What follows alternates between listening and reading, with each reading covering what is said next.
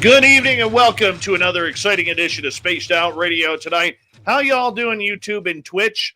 Nice to have both you guys here and everybody jamming on in for another edition of Science Bob and Friends. Our special guest tonight will be Jeremy McGowan talking about the Osiris Project, which we're going to be very excited to have him on the air with us talking UFOs all night long. But before we bring in the crew, let's say hello to everyone in our chat room so far. We got Race Fan in the gold medal position.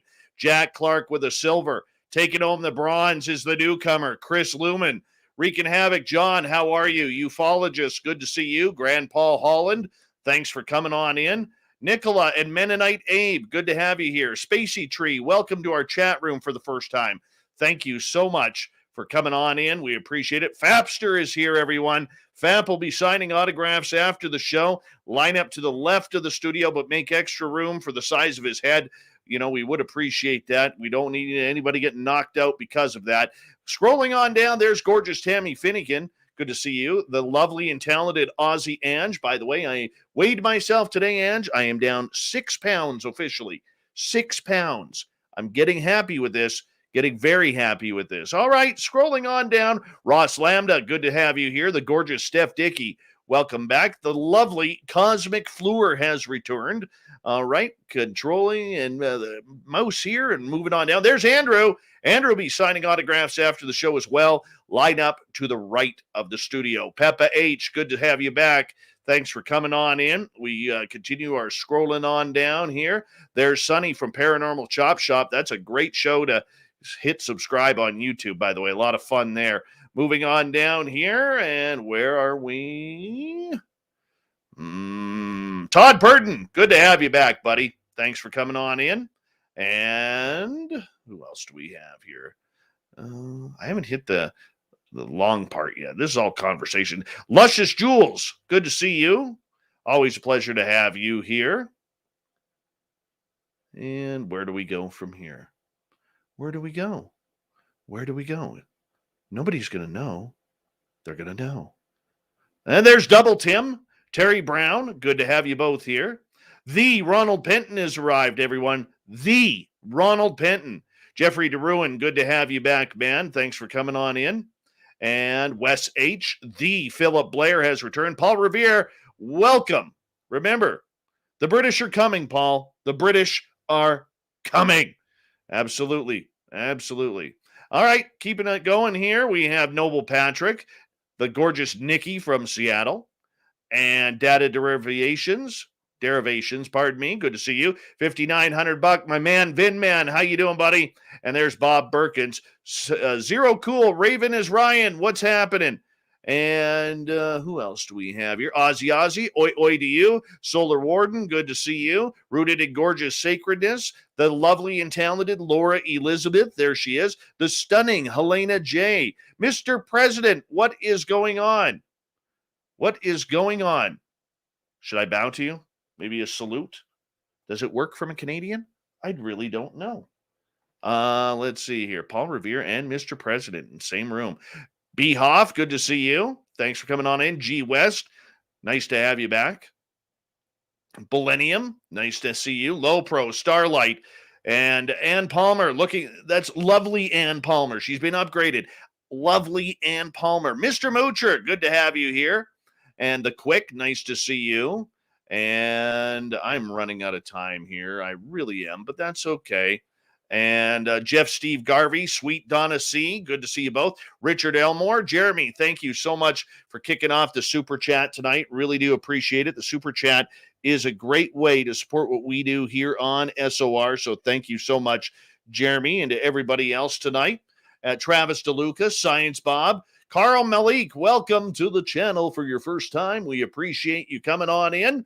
And we got 29 seconds. The gorgeous Oracles and Beyond, Sam Faz. Who else can we squeeze in here? Let's see. Oh, there's Sweet Donna C with a super chat. Thank you so much. Much love, Donna. Appreciate it.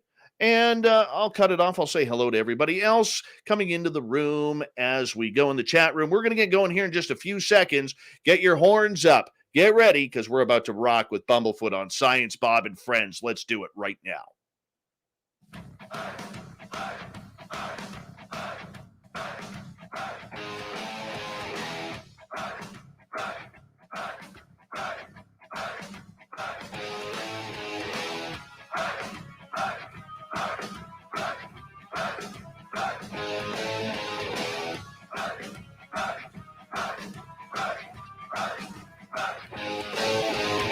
From the mountains of central British Columbia to you listening around the world, this, my friends, is Spaced Out Radio. I am your host, Dave Scott, sitting in the captain's chair of SOR headquarters. We welcome you to tonight's show on our terrestrial affiliates around North America, digitally on TalkStream Live, Revolution Radio, and KPNL. All of our archives are free.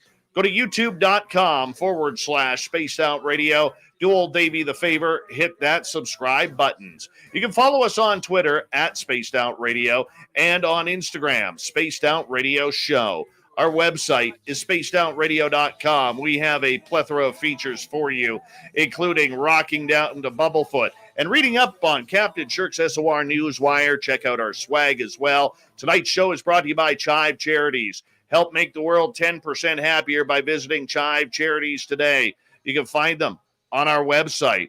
We got a great edition of Science Bob and Friends as Dr. Bob McGwier, retired from Virginia Tech University, joins us to take a look at the scientific side of the supernatural and paranormal. Each month, Science Bob will bring in a guest with a scientific or research background to talk about the practical side of what we are investigating. Tonight's special guest, Jeremy McGowan. McGowan is a trained observer, investigator, and veteran of the United States Air Force. He built what Luis Elizondo calls the world's first mobile UAP tracker called Osiris. We're going to learn all about it tonight as we bring in the gentleman, Science Bob. Good to have you here, my friend. How are you? Doing great, Dave. Glad to be here. Glad we talked Jeremy into joining us. Well, great. Why don't you introduce Jeremy for us? Science okay, Bob. So Jeremy McGowan is someone that everybody who follows UFO Twitter knows about, and Jeremy has been increasing his capabilities, his technical capabilities, and getting himself involved in many different projects. But I'm going to tell you what. That sexy vehicle of his has really got me spun up because I'm an amateur radio operator and a developer of software-defined radio, cognitive radio, radar stuff. So that stuff really turns me on. And I just wanted to get Jeremy on here to talk about that and maybe some of the places he's using it and whatever he can tell us about his other activities. Jeremy, welcome. Thank you, Bob. Thank you, Dave. I appreciate the opportunity to be here, and it is an absolute pleasure. Been looking forward to this for a long time. Jeremy, how did you get involved going from a veteran of the United States Air Force to chasing UFOs? Oh, man, that is a story in and of itself. We want it. We want it. We need that woo. The Reader's Digest version, and then you can tell me if you want me to elaborate, is I had my own sighting when I was in the military back in 1995. And it kind of made an indelible mark in my brain that I could not get rid of. And then through a series of very strange and interesting coincidences and events, I ended up on a TV show with Lou Elizondo. And after that, it was just, it became a passion project for me because I learned very quickly that my belief anyway is that we're not going to get the disclosure that we're looking for from the U.S. government. So I started tinkering with things to put my own vehicle together and go get it for myself. Okay, that was the Reader's Digest version. Go as deep as you feel like. Because first of all, can you tell us what country the sighting was in? Yeah, it was in Jordan. It was in Jordan back in 1995. And the story has been told, but I know that this is a lot of different demographic that I've spoken to before, and a lot of people don't know the story. So feel free to wave your hands at me and cut me off if I'm waxing poetic for too long. No, go, man, go. We want the story. All right, fair enough. So I was in the Air Force. I joined right at the very beginning of Desert Storm, and I ended up, my first duty station was Pope Air Force Base in North Carolina. And at the time, Pope was the most highly deployed Air Force base in the entire military, basically because we had the Green Berets, we had most of the Rangers, we had a lot of the training areas for the SEALs guys, we had the headquarters for JSOC, Joint Special Operations Command. It was, the best of the best was there. I was not one of them. I was basically attached to supporting them. My job as a security police officer in the Air Force was to go where the JSOC guys went, but not as far as they would go. I would go to their almost their forward operating locations, and I would secure them and their gear when they were hunkered down, and then they would go past the line and go do the dirty work that those guys are really good at doing. So being at a very high mobility base, I was very accustomed to training exercises, no notice training exercises. We would get routine phone calls saying, "Hey, grab your bag, get on the plane, you're getting deployed." And normally what would happen is we would all run, we would get on a C-130, they would take off, they would start flying a pattern, they would take all our bags and they would dump them out on the floor of the aircraft, and they would count our gear, making sure we had our canteens and our ammo pouches and all that sort of stuff. And then if you didn't, you'd get dinged and you'd get reprimanded, and you'd have to go talk to the first sergeant when you got back and all that hoo-ha. But this time we got a call, we ran to the airplane, got on the plane, got airborne, and none of that silly stuff was happening.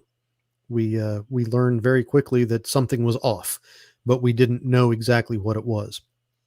And it was about 30 minutes or so, and we didn't feel that we were making a turn, because normally they would just fly us around in a pattern.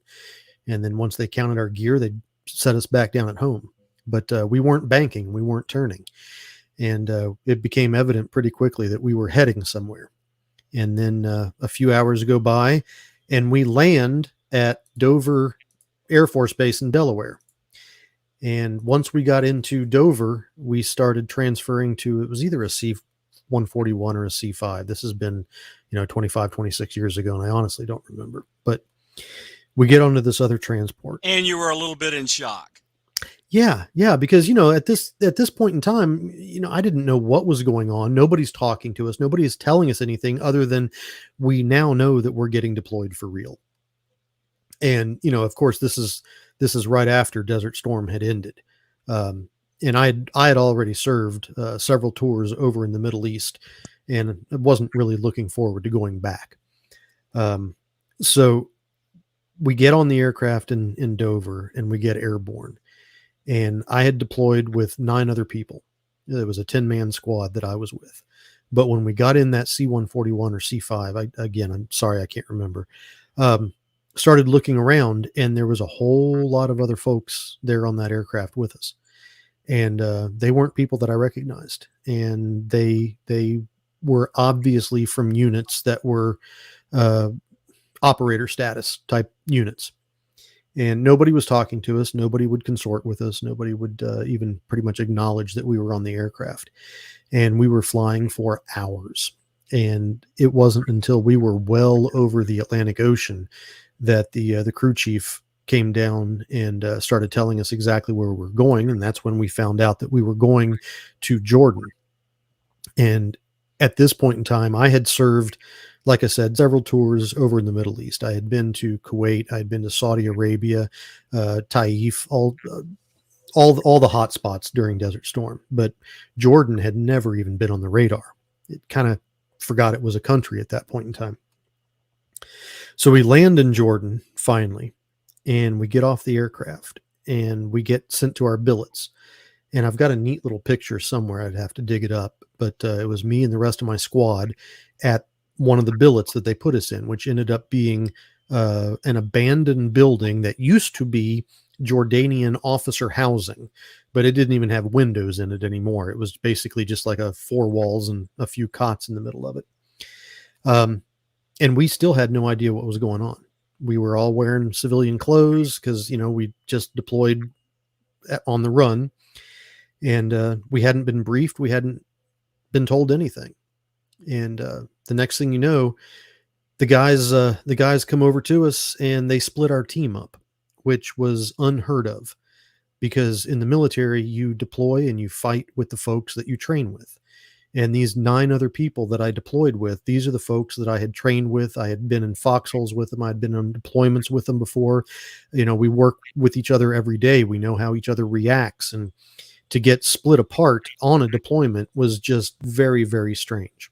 And to this day, I do not know what the other 9 folks were doing when I got my assignment. But I got pulled one way, the rest of them got pulled another way.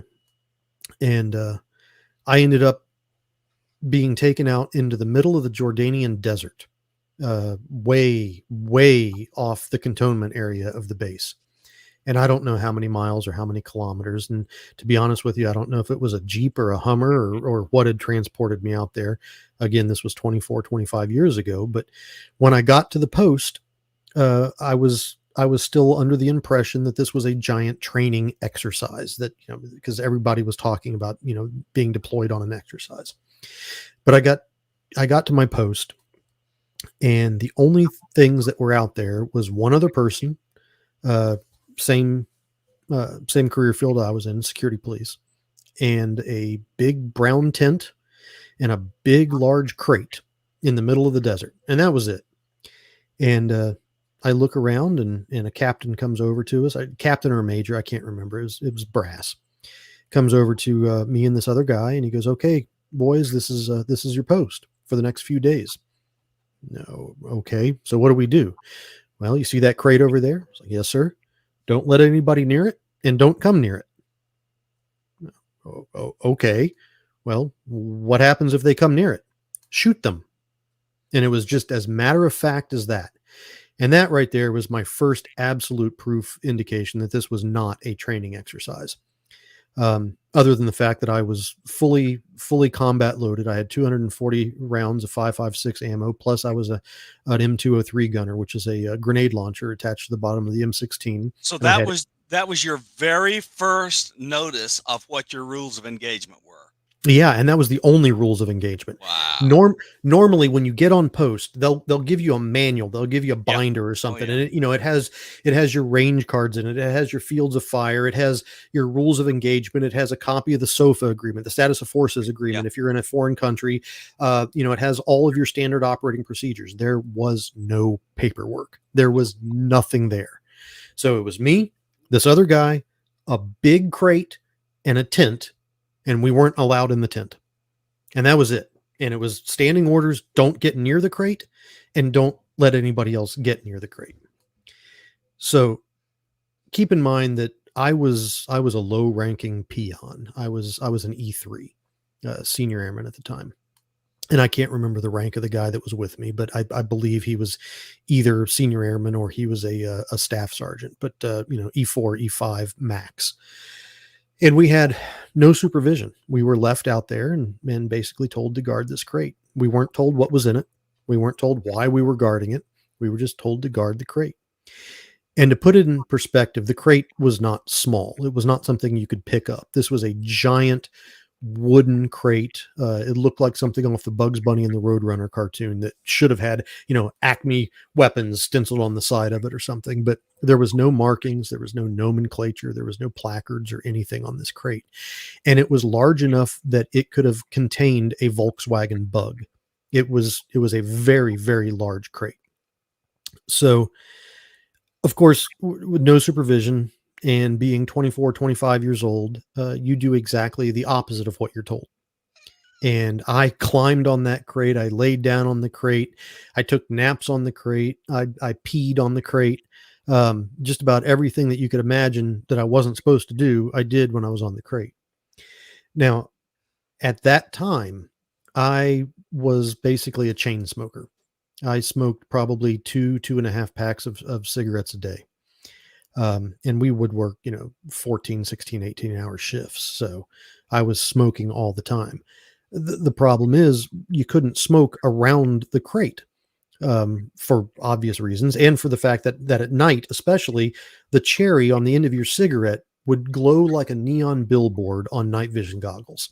And being in the middle of the Jordanian desert and not being able to see very far, I really didn't want to be the victim of a sniper attack. So I decided not to smoke around the crate.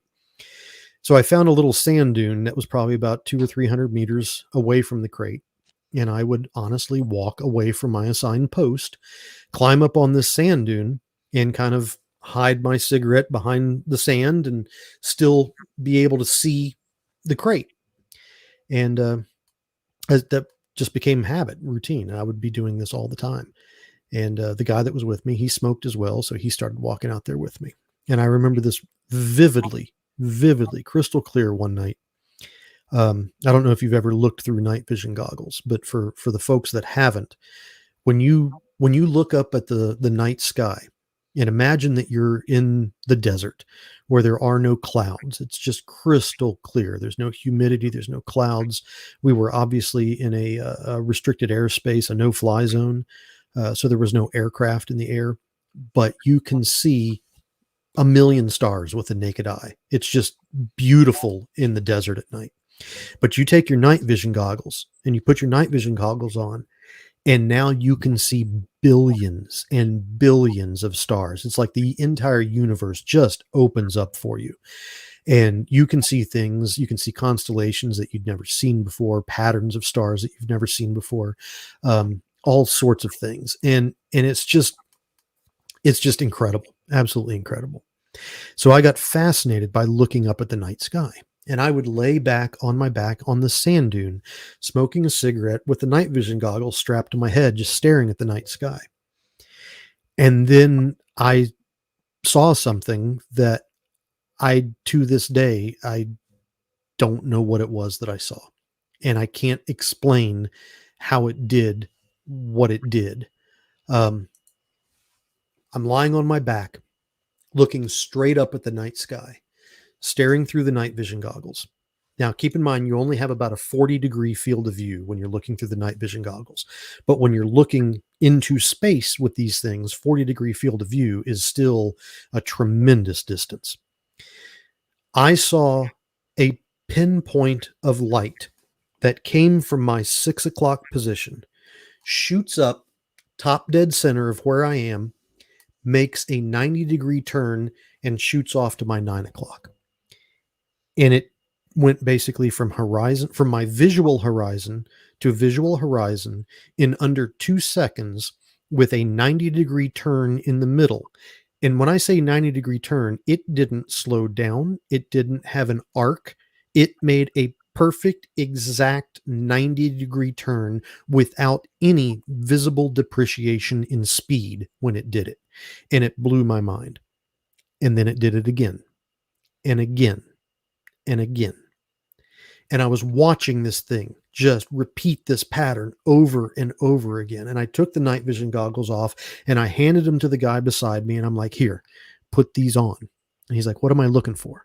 I'm like, just put them on, man. I just put them on and look. He puts them on. He's looking up, and about a minute, maybe 2 minutes go by, and I don't see any reaction.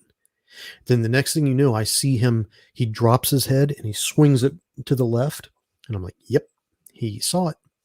He takes the night vision goggles off. He hands them back to me. He reaches into his ammo pouch, picks out a pack of cigarettes, lights one up, walks back to post, and he doesn't say a thing about it. And that was it. That was it. I couldn't say anything. I couldn't do anything because I couldn't go into the command post tent. I couldn't flag down the captain or the major or whoever was there because I had literally walked off post. So I couldn't say, hey, when I was committing dereliction of duty back there about 200 meters away from my assigned position, smoking a cigarette, I saw a UFO. So I couldn't say anything about it.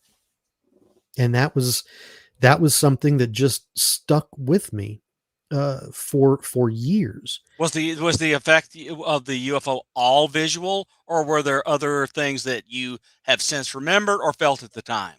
No, for me, and that brings up a distinction between a witness and an experiencer. I don't consider myself an experiencer. I consider myself a witness because I didn't really experience anything. I saw something and I have no idea what it was I saw, but I didn't experience anything except maybe a heart palpitation or two. Right. But fast forward till about 3 years ago, let's say 2019 ish. I got divorced in late 2017, remarried happily since. Thank you. But in 2017, I'd just gotten a divorce, and I was at home a little while after that, basically having a pity party for myself about 3 o'clock in the morning, sitting on my sofa. And I turned on the television, a random TV show at that time to me came on. Turns out it was the history show that Lou Elizondo had. And I just turned on a random episode that happened to be airing. And I saw when, they were showing a couple guys out in the middle of the desert that were talking about UFOs. And the next thing I know, all the memories started coming flooding back into my head about what had happened to me about 20, 24, 25 years ago. So I go to Reddit and I sit down and I go to a veterans forum on Reddit, not a UFO forum, but a veterans forum. My goal was to use Reddit for their internet detectives and try to find the guy that I was deployed with. Because I couldn't remember who he was. So because I wanted to find the guy to validate my personal memory. And they told me to, take it to a UFO forum. So I did that. The UFO forum told me to tell my story to TTSA. And I had never heard of TTSA before.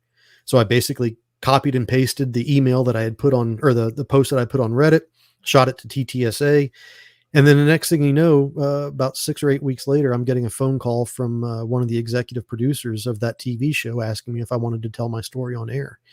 And then everything else just kind of snowballed since then. And now I'm sitting here talking to you fine folks. There you go. Dave?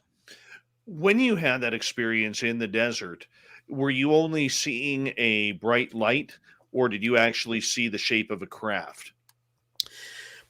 I do not want to say that I saw the shape of the craft because I cannot be definitive in that. What I can be definitive on is that my night vision goggles were showing me a very densely illuminated pinpoint of light that was brighter in magnitudes than any of the surrounding stars. Like I said, we were in a no-fly zone, so there was no aircraft to confuse it with. And doing non-ballistic motion. Yes. And it was not a satellite, because satellites only move in elliptical orbits and very steady speeds. This was defying all of that. Wow, that's a great story. Do you ever, as we got about 30 seconds left, do you have regret about that encounter, that you didn't speak up at the time? I don't think so. I think if I had spoken up at the time, being 20, 24 years old, I probably would have been fed a story and probably believed it and then forgotten about it. Well, I think we all been there. We've all had things happen that we want to forget at times. Yeah. Maybe. Fair enough. Yes, as the blushing comes through the camera here on our YouTube channel and Twitch, but our radio people can't see that, which is nice. I appreciate that. Gentlemen, I'm going to get you to hold on right now, because we are going to go to break here at the bottom of the hour. Science Bob and Friends with Dr. Bob McGwier, formerly of Virginia Tech University, and our special guest tonight, Jeremy McGowan. Osiris, what's it all about? What's it like driving a UFO vehicle? We'll figure it out when we come back on the mighty SOR right after this.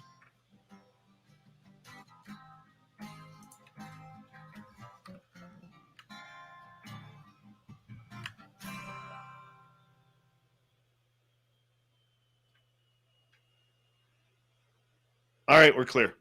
Okay, good. Yeah, so in Desert Storm and Desert Shield and Storm, I spent a fair amount of time in Dhahran and Riyadh. Bob, give me 2 seconds. Jeremy, I just want to remind you that during the breaks, we are live on YouTube. Oh, sure. And on they can hear us. Yeah, so absolutely. Okay. Yeah, I was in Dhahran and Riyadh, and in the 90s. I spent more time in the Middle East than I spent in the United States. I was one of the last guys out of Khobar Towers. Oh, I believe it. Man, oh man. I was going to ask you, were you there when they were bombed? Yeah, I was in building 134. It felt like a grand piano got dropped on my chest when that went off. Oh my goodness. Well, thank God you made it out unscathed. We lost 19 guys that day. Yep. That's all right.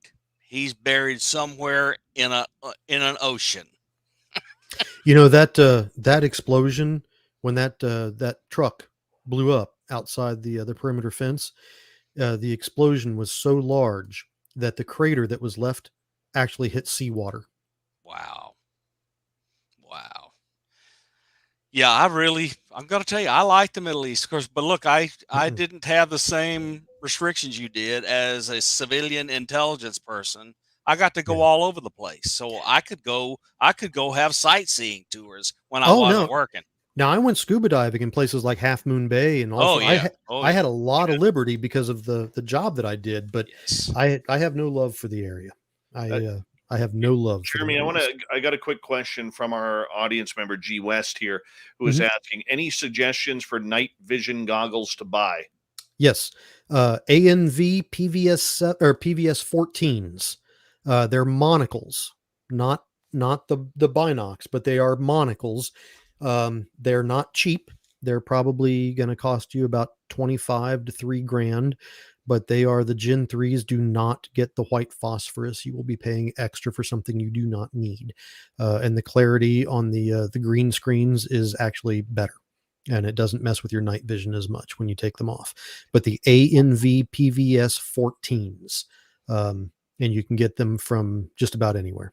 So I just want to say that having used, night vision goggles from the military, where I had two eye places, but a single element in the front, so you could Mhm. see well at night, and some other Gen 3 stuff. It's not as good as those things, but I have enjoyed both.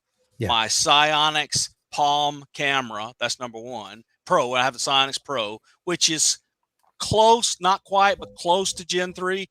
And Yeah. now my Luna binoculars, which tripod mount, wireless recording, record onto a SDHC card. Mhm. Those things are very convenient, and they are Sure. cheaper than these others. Sure. They're not as good, but they're very good. Yeah. They're just not as good as these fancy things you're talking about, but they're good. These binoculars are spectacular. I got to get some.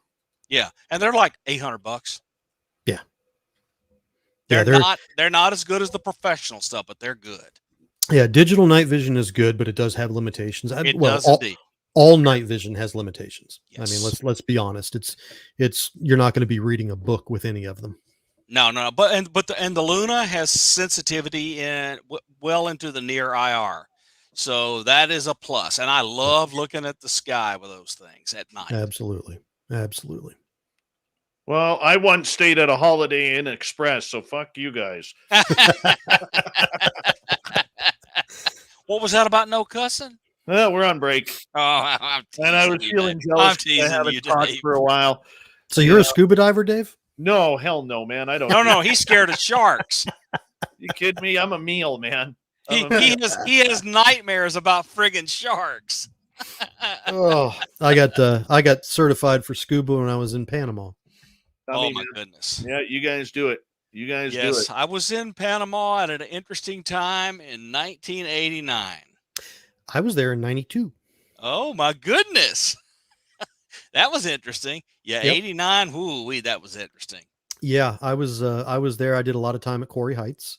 Yeah. Of course, I was on Howard, but I had the very unique distinction of being one of the last members of the entire United States Air Force to be mounted. I was on mounted horse patrol, and my job was to ride a horse through the jungles of Panama for 12 to 14 hours a day. Wow. Hold on, gentlemen. We're going to get ready to come back here. I want to say a big thank you to G West, Fabster, Bob, Deanna, and Jeremy Donna and Jeremy for the amazing super chats tonight. Really do appreciate it. It's a great way to support what we do on this show on a nightly basis. Big thank you to all the veterans out there who are tuning us in. And you always have a safe home here on Spaced Out Radio's chat room. The regulars who are here nightly, we absolutely love you. You make it so much fun. Here we go, everyone.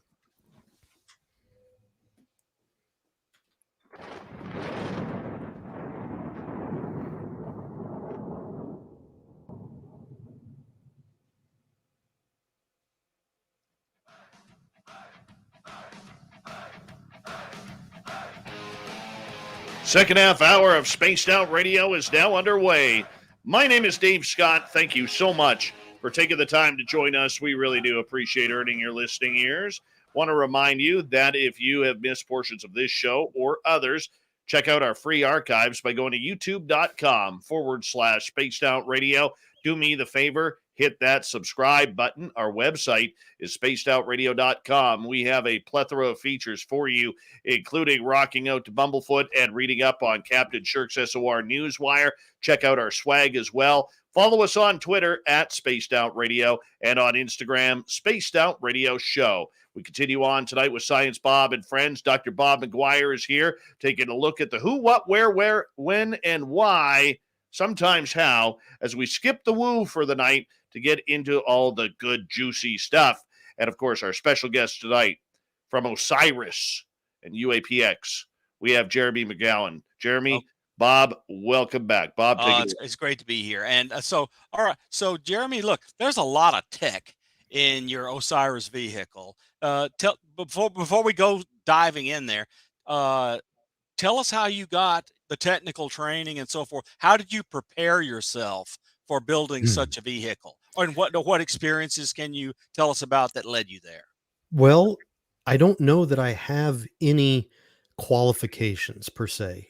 Of course you do. That vehicle's spectacular. So you've learned some things along the way. It's been trial and error. I mean, honestly, that vehicle is held together with bubblegum, duct tape, and hope. Everything that I've done has come out of my own pocket, with the exception of the very first $600 that I put into it. I had a brief GoFundMe page that raised about $600 for it. And then I came to a personal conclusion that I did not want to ask anybody for money, because I was starting to realize that there are some people that are so adamantly passionate about this UAP topic that they would donate $10 to the Osiris or to whatever project, even if they didn't have it. And that might mean that this person's not getting breakfast the next morning. So I didn't want to be taking individual donations for something like this. So I pulled it. I shut down the donation page, and everything since then has come out of my own pocket.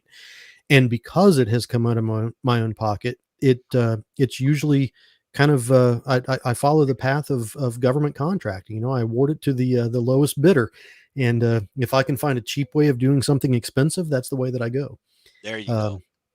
But so just me personally. So I was I got I made everybody in my town angry by being on my father's CB radio. And so a bunch of hams there locally called up my dad and said, bring that kid over. We're going to make him a ham radio operator and get him off CB radio. Man, that was 1964.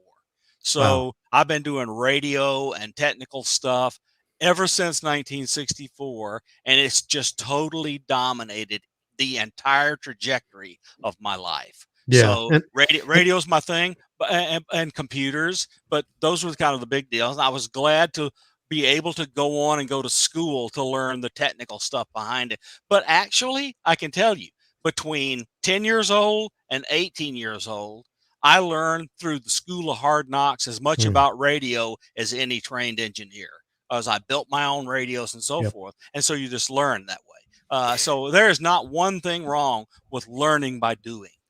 Yeah, and I'm still trying to figure out the difference between, you know, upper sideband and lower sideband and all the technical jargon, because this is not my wheelhouse. This is not where my technical expertise comes into play. So I'm glad to be building this relationship with you, because I'm probably going to be leaning on you quite a bit. No, and I hope you will, especially. So look, I like the people at the Skinwalker Ranch, and want to help them. We'll figure out how to do that. Okay, so now you began to do Osiris. Tell us how the plan went, and tell us what you've done with it, and tell us something about what you hope to gain from the tech. Well, the Osiris was kind of born out of just an odd set of coincidences. After I got on that TV show with Lou Elizondo and I told my story to the world, I started getting interview requests, and mostly from, you know, podcasts and folks like that. And I had gone on Somewhere in the Skies with Ryan Sprague, and then I got on Andrew Hall's podcast as well. And when I was talking to Andrew, he had asked me, and you'll appreciate this, Bob, I'm sure. He had asked me if I had ever heard of well, first he had asked me a question. He said, what did I think that ufology needed? And I told him that I thought that ufology needs standardization in reporting and data collection, but I didn't know how to go about doing that. And that's when he asked me if I had ever heard of Skyhub. And at the time, I hadn't heard of anything about Skyhub, because I was never the UFO guy. I'd never gone down the rabbit hole per se. So he told me about Skyhub, And during the podcast, I've got two monitors set up, and I went over to my other monitor and started Googling Skyhub. And I think by the end of the conversation, I was ordering parts to build one. And I started building a unit, and I was building it here on my desk. And then I came to a realization that I live in Las Vegas. This is literally the brightest city in the entire world.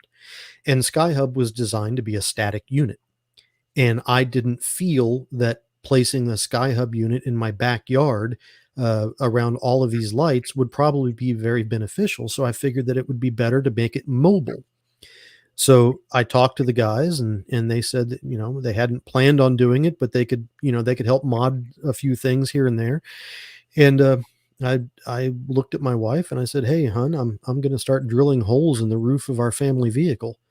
And she just kind of looked at me, and I was like, it's just a few Ethernet cables here and there. It's just, some stuff that I'm going to be putting in the trunk. Don't worry about it. And my daily driver was this 1999 Land Rover Discovery 2. And that's exactly what I did. I climbed up on the back of it and took a Z-bit and started drilling holes in the roof of the car and running antenna cables and Ethernet cables and putting components of machine learning and AI in the back of this thing. So I've basically now got a full server set up with cellular Wi-Fi and just about everything else that you can imagine in the back of this thing.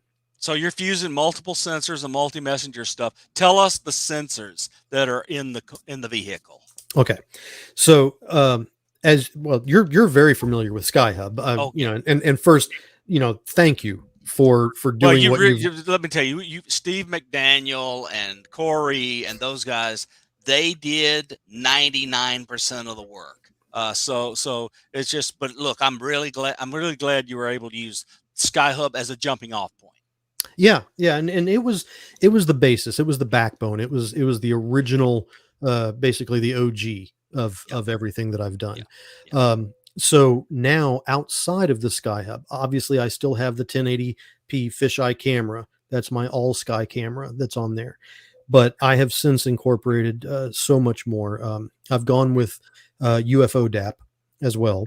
Yep. And with the, UFO DAP system, I've got, 3-axis accelerometers. I've got magnetometers. I've got, constant monitoring GPSs for time synchronization. Also looking for, things like time dilation if it occurs. I've got 2 different sets of software-defined radios and frequency spectrum analyzers. I'm also incorporating sound pressure level meters to look for infrasound, things like that. And I've even put in, borrowing from Jacques Vallée, with his theory of light communication. I have had 2 very high output full color spectrum LEDs mounted to the top of this thing that have pre-programmed flash patterns built into them. And then I've recently just built a little device that can take any form of digital audio and encode it into a laser beam, to which I can beam light, or a laser beam with digital audio tracks. So you're modulating, or you're on off keying the laser? It's modulating. It's modulating the laser diode. Great. Very good. Yeah. So it's like look, people don't know that's you're using light, but that's the same thing as an AM radio station. It is. But the beautiful part about it is the FCC does not regulate this. No, they do not. And we can do lasers all over the place. Amateur radio operators have been doing lasers for a while, but now these lasers have gotten so cheap. It's really pretty ridiculous how cheap they are. And I really feel like, given the experience of the CE5 people, where they flash lasers and do other things, and whatever these things are respond in some fashion, that if we worked hard enough and got enough data, we could try to sense what if they're attempting an information exchange. So and then maybe go from there and build a common language. But of course, until people are collecting the data, we have no idea. Yeah, and that's exactly what I'm looking at doing is 2 basic things with the laser transmitter. One is I have taken pi, the number pi, and I have taken each number 0 through 9 and assigned it a different musical note, but a synthesized note as a sine wave, right? Yep. So I've recorded 3 minutes and 14 seconds of pi being played in a musical note, with each note representing a different number, or each number representing a note, whichever one you want to look at it. Now I can project this through the laser. And if I am in a situation where there is a UAP and I've gone through all the procedures, I want to stop for a minute and say, don't shine lasers at airplanes. You Do will go not. to jail. Yes, You could kill people. And they will get you. They will find Yes. it, and they will throw you under the jail. Yes. And my procedures that I've developed in the Osiris is I have ADSB, I have MLAT, I have passive radar. I'm looking at, adsbexchange.com. I even have the ability to go in and look at air traffic control radar. It's delayed by a few minutes, but I can go through everything that I need to go through to absolutely eliminate the possibility of that little white dot up there being an aircraft. Let me interrupt for 1 second. So just make sure all of our audience members stay up with us. Okay, a while ago, the Federal Aviation Administration mandated that every commercial aircraft and most all military aircraft that are not doing secret missions, they have to emit a signal, and this signal they have to emit is called ADSB. So it gives information to you that's better than you get out of a radar, because anybody can receive it. And so these things transmit the position, the altitude, the tail number, the direction of flight, and other information. And MLAT is multilateration. So you can take these ADSB receivers that are listening to all these airplanes, and 5 or 6 folks in an area can work in coordination and get extremely accurate wide area coverage where nobody drops the data. And so you have no excuse for not knowing what commercial aircraft are over your head. Because, I'll grab it during the break and show it. I have this wire antenna I poke up, and I can get, it's a coaxial collinear. But anyway, I can listen to all aircraft out 300 kilometers from my house. There is no excuse, and it's easy. And the receiver is $25. You want to add about a $40 filter and amplifier, and then after that, airplanes are us. You can get them all. Yeah, absolutely. And I've written my own standard operating procedures that I go through all the process to eliminate any potential of me shining a laser at a civilian or military aircraft, because I don't want to go to jail. So the idea is, once I've eliminated the possibility of that little dot up there being a domestic aircraft or a military aircraft, I now have the ability to beam any type of digital audio encoded into a laser onto the surface of that craft. Now, my assumption, I'm operating on an assumption because I haven't been able to prove it yet. I'm assuming that UAP are probably so far advanced than we are that they have given up on standard radio transmissions. They're probably operating on light wave communication. So my hope is that they have some sort of receiver, or are advanced enough to notice the fact that I've modulated a laser beam and be able to pick up the fact that, hey, there's something down there saying hi to us. So I've also set up a receiver on my transmitter to receive any type of signal that comes back in the same manner in which I'm transmitting it out. Dave asked the question from Solar Warden. Solar Warden wants to know, Jeremy, are you using PESA and or AESA radar type, or both? I honestly don't know what those stand for, to be honest. Neither do I. So you're talking about, I've done work on radar and I don't know what it is. So at Solar, tell us what you can, and we'll try to get the question in, because neither of us know. I do not have, if I think he's hinting at the fact, I don't have active radar on the Osiris. No. So I am in passive mode only. I think the P means passive and A means active. Okay. Yeah. So in those acronyms, but look, passive radar is more than sufficient for you to find airplanes and other things that are flying overhead. Now, the restriction is, since you don't want to transmit, you got to be near somebody that does transmit. So you need to be near a very high-powered FM station television station, and so forth. And if you are, you can take 4 antennas and a thing that I'm happy to talk about that's just now coming out called Kraken SDR. Mhm. And you can easily tune up a radar that will be passive, electronically scanned. Yeah, both Jeremy and I are using passive arrays, Yeah. and they're arrays, and it's done automatically by a thing called Kraken SDR and software defined radio that runs on it. And the signals bounce off the craft that come from the TV transmitter, let's say, and come to you. And since you've got multiple antennas looking, you can figure out the distance, the velocity, etc., and track it Mhm. across the sky. Yeah. And this is just a must now. We gotta all do this. I can actually set my antennas out probably about 100 to 150 feet away from the vehicle, and build a larger array Yes, around it. yes. I carry enough cabling in the back to do that.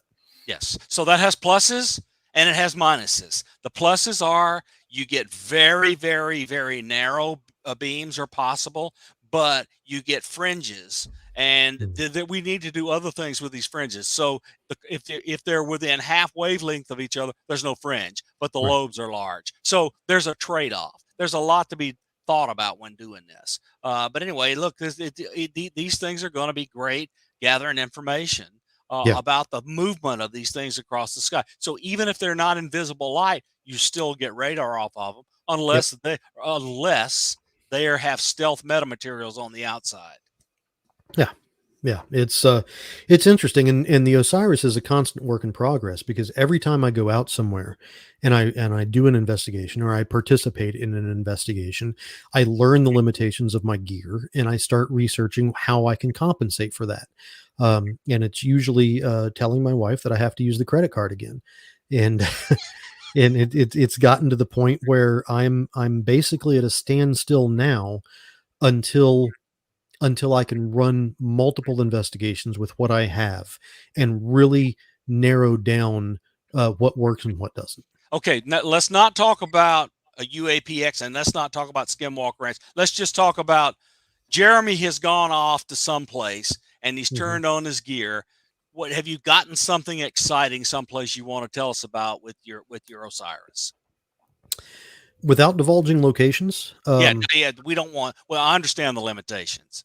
yeah, I can say definitively that the Osiris has captured very, very interesting data that is currently being reviewed by 2 physicists and is being looked at as part of a larger data collection program that could be very revealing.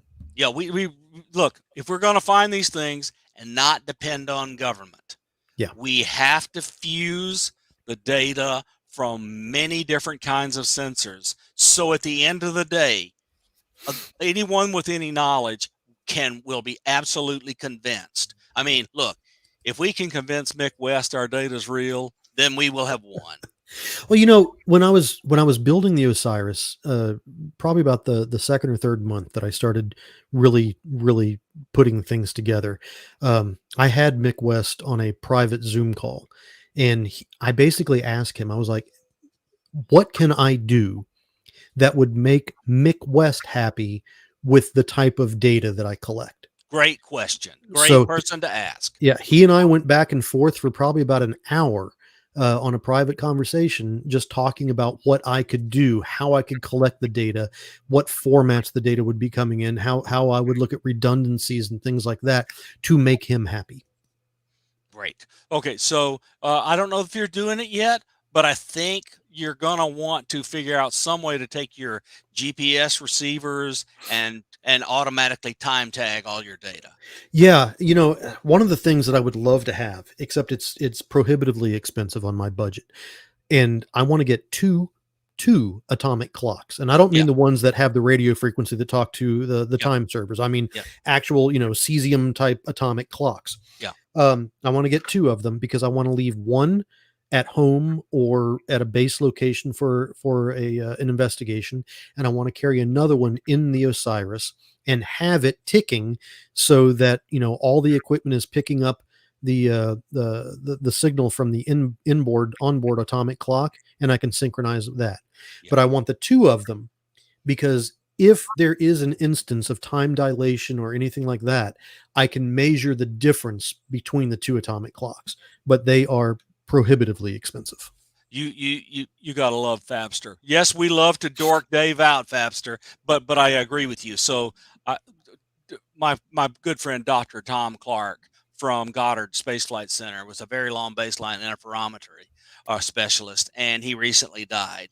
But we took data from dishes with really good microwave receivers on them, and we had hydrogen masers at every one of these things. And you want to talk about accurate, oh my goodness. But using those things, he would point the dishes up at quasars, which people can go read about on Wikipedia. And using the quasar signals from these widely spaced, very long baseline separated antennas, he became the world's most accurate geodesist. He could detect movement of the plates that showed when El Nino was going to happen or was happening, because he could see the shifts in the volumes of water on the earth. So these atomic clocks, they're gonna do our thing. The other thing that's going to happen soon, not within the next 10 years, is we're going to get what's called quantum squeezed clocks, where things that are noisy now, and so they're jittery or whatever, that noise is going to go down by like 1,000-fold, and these clocks are going to be beyond accurate. And then we're going to be able to do all sorts of stuff over the next decade. So don't run out of want to go do it for the next decade so we can get all this stuff. Dave? Well, I'll never run out of want. I just might run out of can. Yeah. Dave? Well, as we get ready to go to break here at the top of the hour, as we got about 40 seconds left, I'm curious, and I would like to talk next hour, Jeremy, about the purpose of searching for UFOs. Sure. Because everybody seems to be trying to get to this race, and I'm wondering the purpose of it now. And it's, I got to admit, I'm a little confused with the entire direction of ufology right now. Yeah. I'm wondering where Osiris kind of falls into that. So I'm going to get you guys to hold on here, because we do have to go to break here at the top of the hour. Very excited to continue Science Bob and Friends into hour number 2 here on Spaced Out Radio tonight. Of course, Science Bob, co-hosted with Dr. Bob McGwier, retired from Virginia Tech University, and our special guest tonight from the Osiris Project and UAPX, we have Jeremy McGowan hanging on out. We're talking tech. I have no clue what these guys are talking about. I'm just a radio guy, and they're geeking out on me. Yes, we are. I don't know what to do. Maybe I'll find my tech talk when we come back for hour number 2 of Spaced Out Radio. Stay tuned, everybody. I've got the same. Yep, I know you do.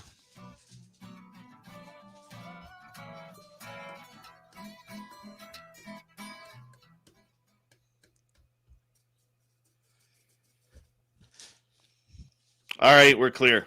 Awesome. Yeah, Sorry about that. That's me too. I'm just so happy to have somebody to geek out with. Yeah, this thing and my air spy, my spyverter and all that stuff. They're over here on this rack behind me. Yeah, I've got the hacker, and I'm running SDR Sharp with that one. Yes, very good.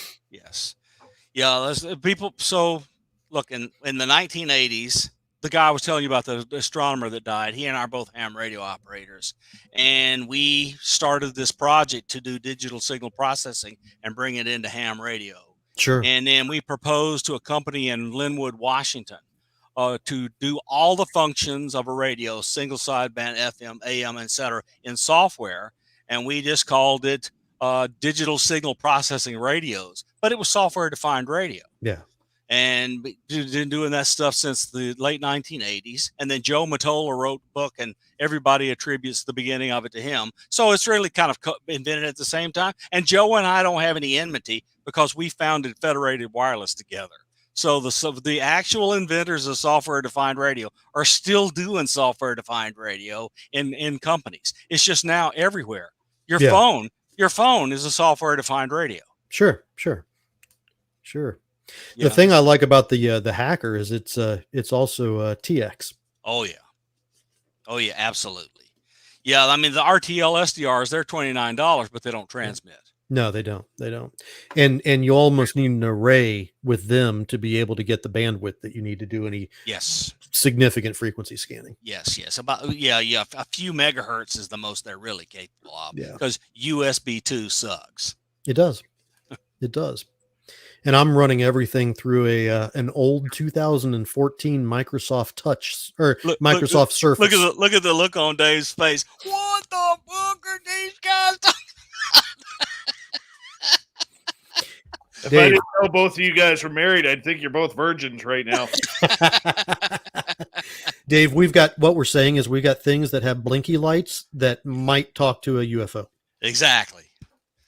Not only that, if we see a signal, which we will talk about, that might be digital and might be packet, we can analyze it and then turn around and repeat it. Yeah. Like guys do with radars. They take radar signals and turn them around and repeat them, see if they can get a response. We can do the same thing. Yeah. If we have digital radio signals coming to us from interesting places, we can play games to try to get them to respond. Well, not only sending the message back to them in the same frequency that they send it to us, but I could encode that in real time and beam it back to them on a laser. Yes. And I can show them that we can receive whatever it is that they're sending out to us, turn it back around and shoot it back to them. But some places that we both know about, they're receiving stuff in the RF spectrum. Yeah. Not in the light spectrum. So somebody somewhere is trying to get somebody to listen. Yeah. Well, I got to be cautious with my wording on that. Yeah. We haven't named any place. Yeah. I have a sneaky suspicion, and this is just my suspicion. This is just me postulating. I don't know if the signals that locations are receiving in the RF band, that may actually be a byproduct of something else. Could be a large signal that's being non-linearly modulated down into RF. It could be all sorts of stuff. Well, I'm thinking more along the lines of the RF signal that they're picking up might be like the 8th or 10th harmonic of what the actual signal is. Could be. But if it is a harmonic, then we might see other harmonics. We can detect the multiple harmonics and see if it gets wider as it goes down. And we can say, okay, this is going to be down around this for the fundamental. But I think we see them get wider. Yeah, I think our tech barely does it. Mine doesn't do it. And humanity's tech barely does it, but we need to be looking in the terahertz range. Yes. Not much works there yet. And what does work there is $1 million or so. Yeah, it's not cheap. Well, my Oilers beat my Canucks 3-2 tonight to kick off the NHL season. Hoorah. Hoorah. Cheer. It's a hard one tonight, but that's okay. It's a bittersweet. So, Dave, what does Canada think about the Vegas Golden Knights? I like them. Love the uniforms. I want to go to a game. I was in that arena the first night it opened for Guns N' Roses. The T-Mobile? Yeah. And I will never, ever in my life sit on the second tier again, knowing how steep that is. Yeah, that's a heck of a fall. Like if you fall and gain momentum, you are going over. Yeah. 16 feet per second, you're done splatted at the end. Yeah. I grew up an Oilers fan, and because I used to cover the Vancouver Canucks, it kind of made me a Canucks fan too. So I kind of cheer for both, but the Oilers will always be my love. All right. 45 seconds. Big thank you to G West, Fapster, Bob, Donna, and Jeremy for the super chats. It's a great way to support what we do on a nightly basis on this show. And thank you to all our new subscribers checking us out. Don't forget to hit that subscribe button and ring that bell. We are here 7 nights a week for you. And of course, a big thank you to all the veterans out there. You always have a safe home here at Spaced Out Radio to hang out and show the love for the woo. Our regulars, we love you, man. Thank you so much. 153 of you watching right now. We appreciate each and every one of you. We're going to get going here. Get your horns up. Here comes Bumblefoot.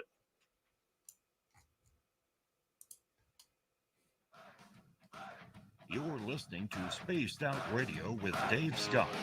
Follow Dave on Twitter at Spaced Out Radio and on Facebook, Spaced Out Radio Show.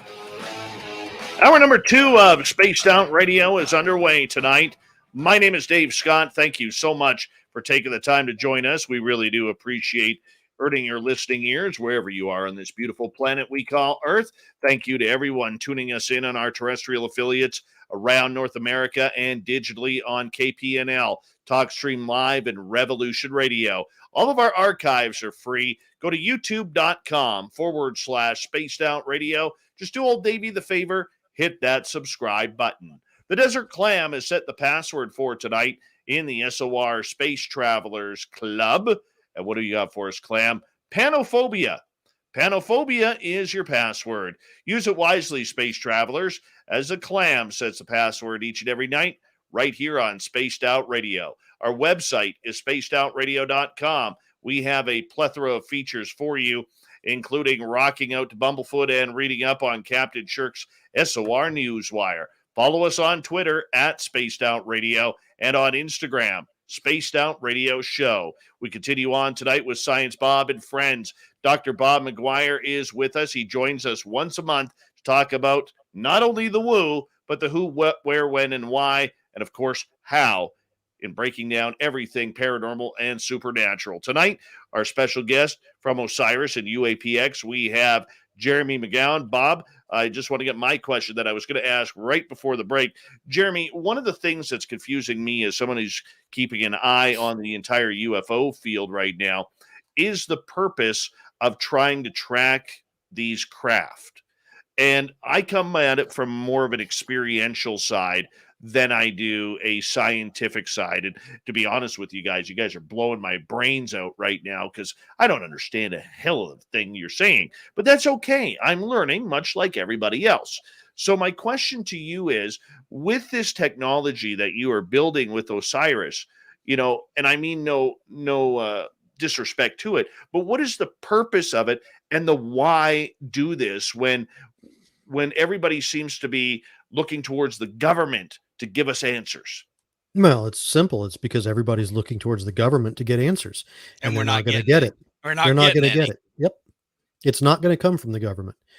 When I didn't get answers to what it was that I saw, when I couldn't get any explanations, I did FOIA requests. I did a lot of behind the scenes stuff, and it was stalled at every turn. It was denied. It was redacted. It was blank pages.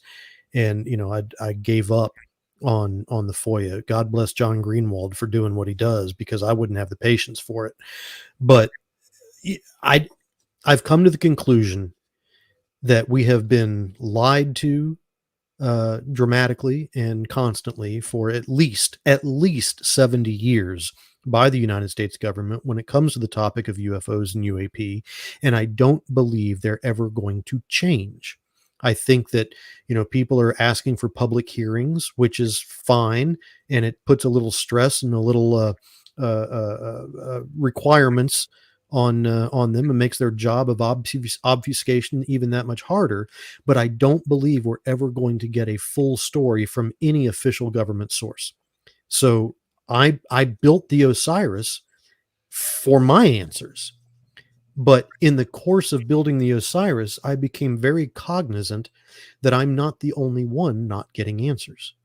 So I made a promise to myself, and I made a promise basically to the entire world, that the data that I collect would be given to the public. I'm not monetizing it. I'm not selling it. I'm not, putting it behind a paywall. When I get actionable data that proves something, it's going to go to scientists. It's going to go to the academics. It's going to go be put through a severe vetting process through peer review and most likely scientific journal publication. And then it's going to be data dumped. And everybody in the world will have access to the same thing that I had access to, but I want it to be vetted because I don't want to release information to the public at large that is erroneous, that is confusing, or is without context. So I want to be able to give people answers as I find them, but not without verification. I want to be able to give them a cake and say, this cake is chocolate. I don't want them to have any questions about the validity or the veracity of the data that I'm giving them. So it's going to go through a rigorous process. But the reason that I'm doing it is because, I mean, it's got to be done. And I can't be the only one. I don't want the limelight. I don't want to be the only vehicle out there collecting data. I want 1,000 other people to get old Land Rovers and start drilling holes in the roof and doing this because nobody can claim ownership of the phenomenon. It belongs to all of us. So, and just as an aside, I went and had an experience with a well-known experiencer, and I had other things happen subsequent to that.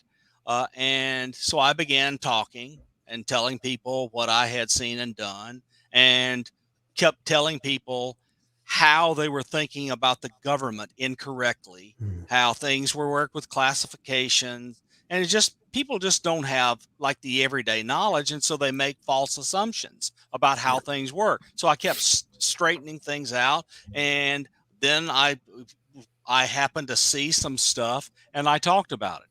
So I retired from where I was working in 2020 and signed off all my contracts, so I was read out. Now my clearance is still good until June of next year, but I've had multiple occasions where people have talked to me about doing work, and then they run into a brick wall. And the brick wall is my file is canaried because I'm telling people about stuff those people inside don't want told.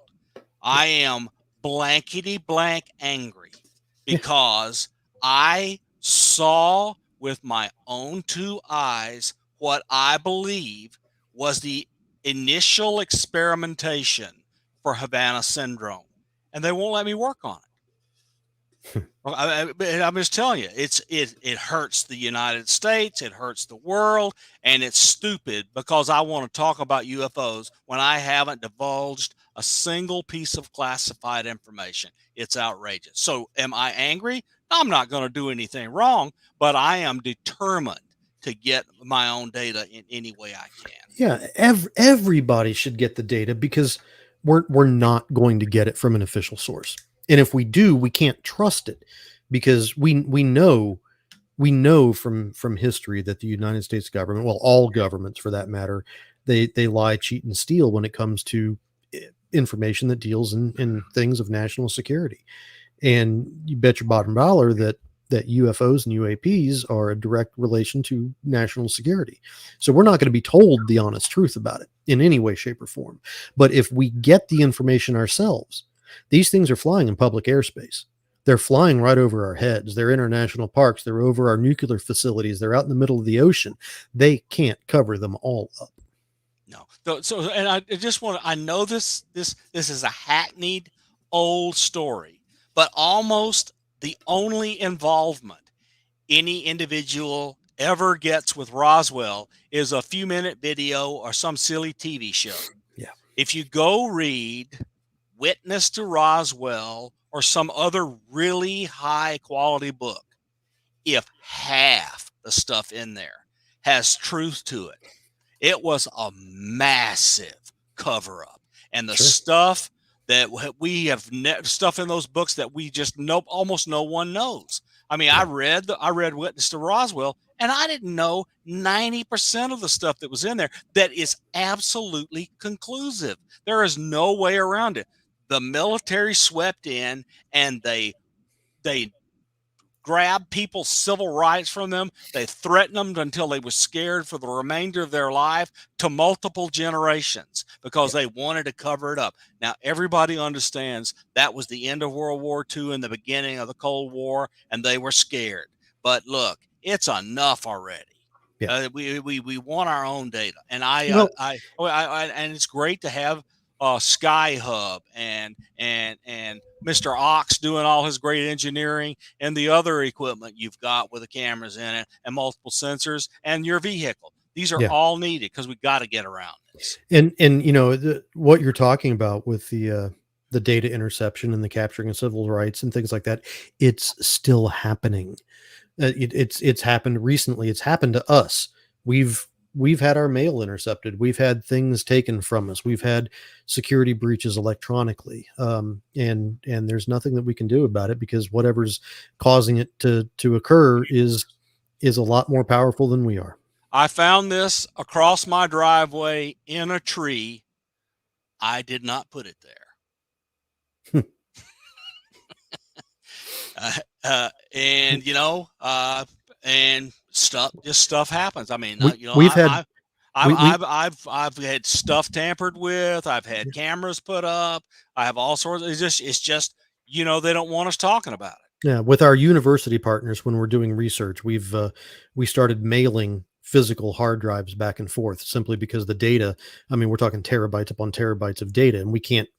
We transfer, we can't, Dropbox, that sort of stuff. It's just too big. Jeremy, let's go with some audience questions. Sure. All right, let's get to it. Terry is asking, Jeremy, when is UAPX going to go public with their data? God, thank you for asking this question, because this is something that we get lambasted for all the time.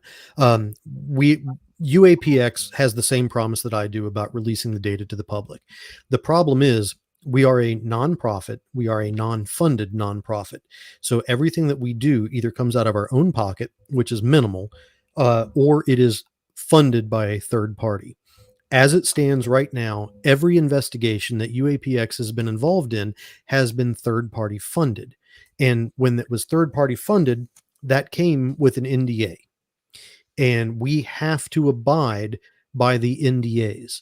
Now, each and every time we have ensured that there is an expiry on that NDA, and we have ensured that we retain the legal right to do the data dump and provide the world with all the data that we collected during these investigations.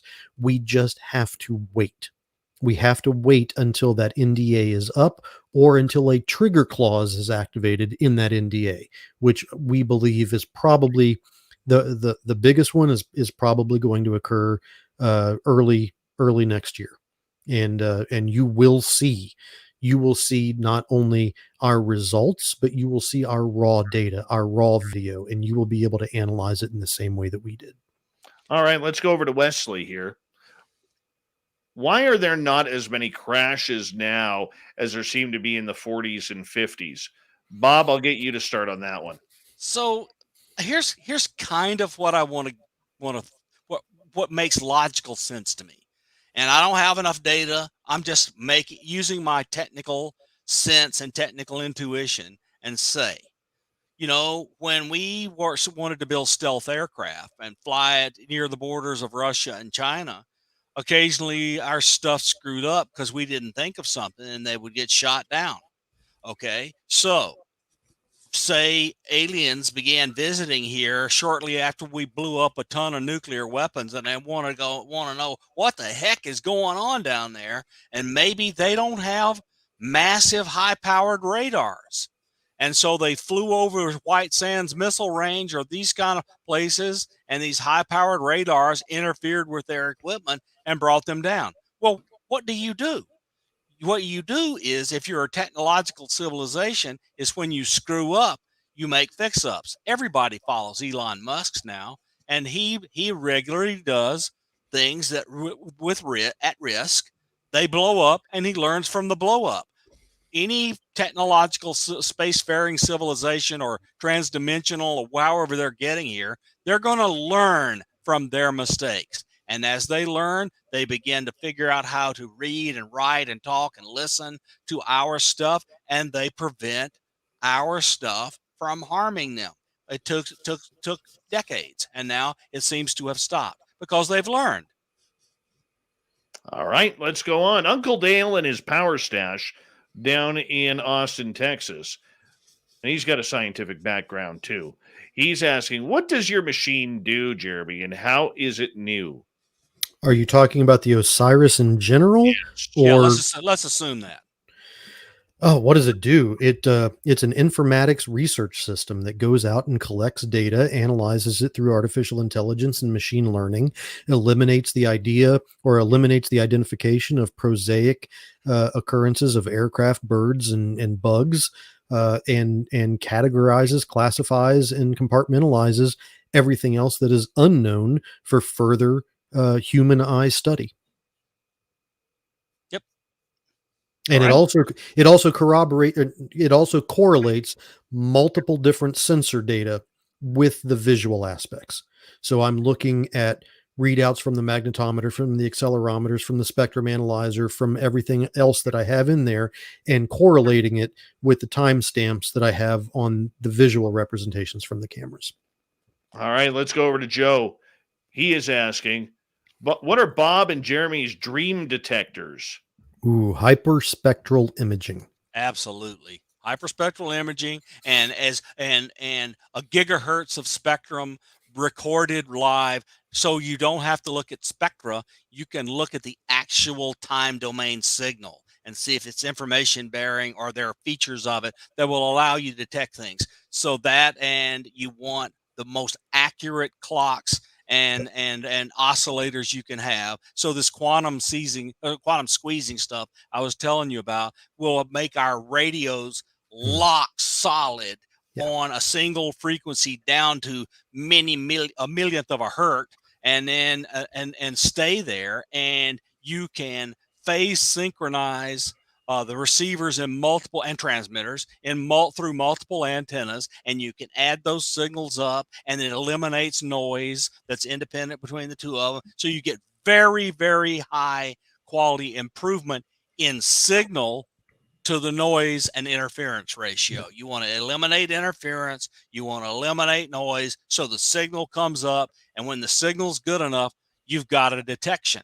Yeah. And you just got to make our equipment better. So look, I want to have all these toys where they're high quality stuff and they're inexpensive. So in the end, when we get to the high quality and inexpensive with artificial intelligence computers that everyone can afford, I promise you, the government keeping this stuff a secret ends. It's over.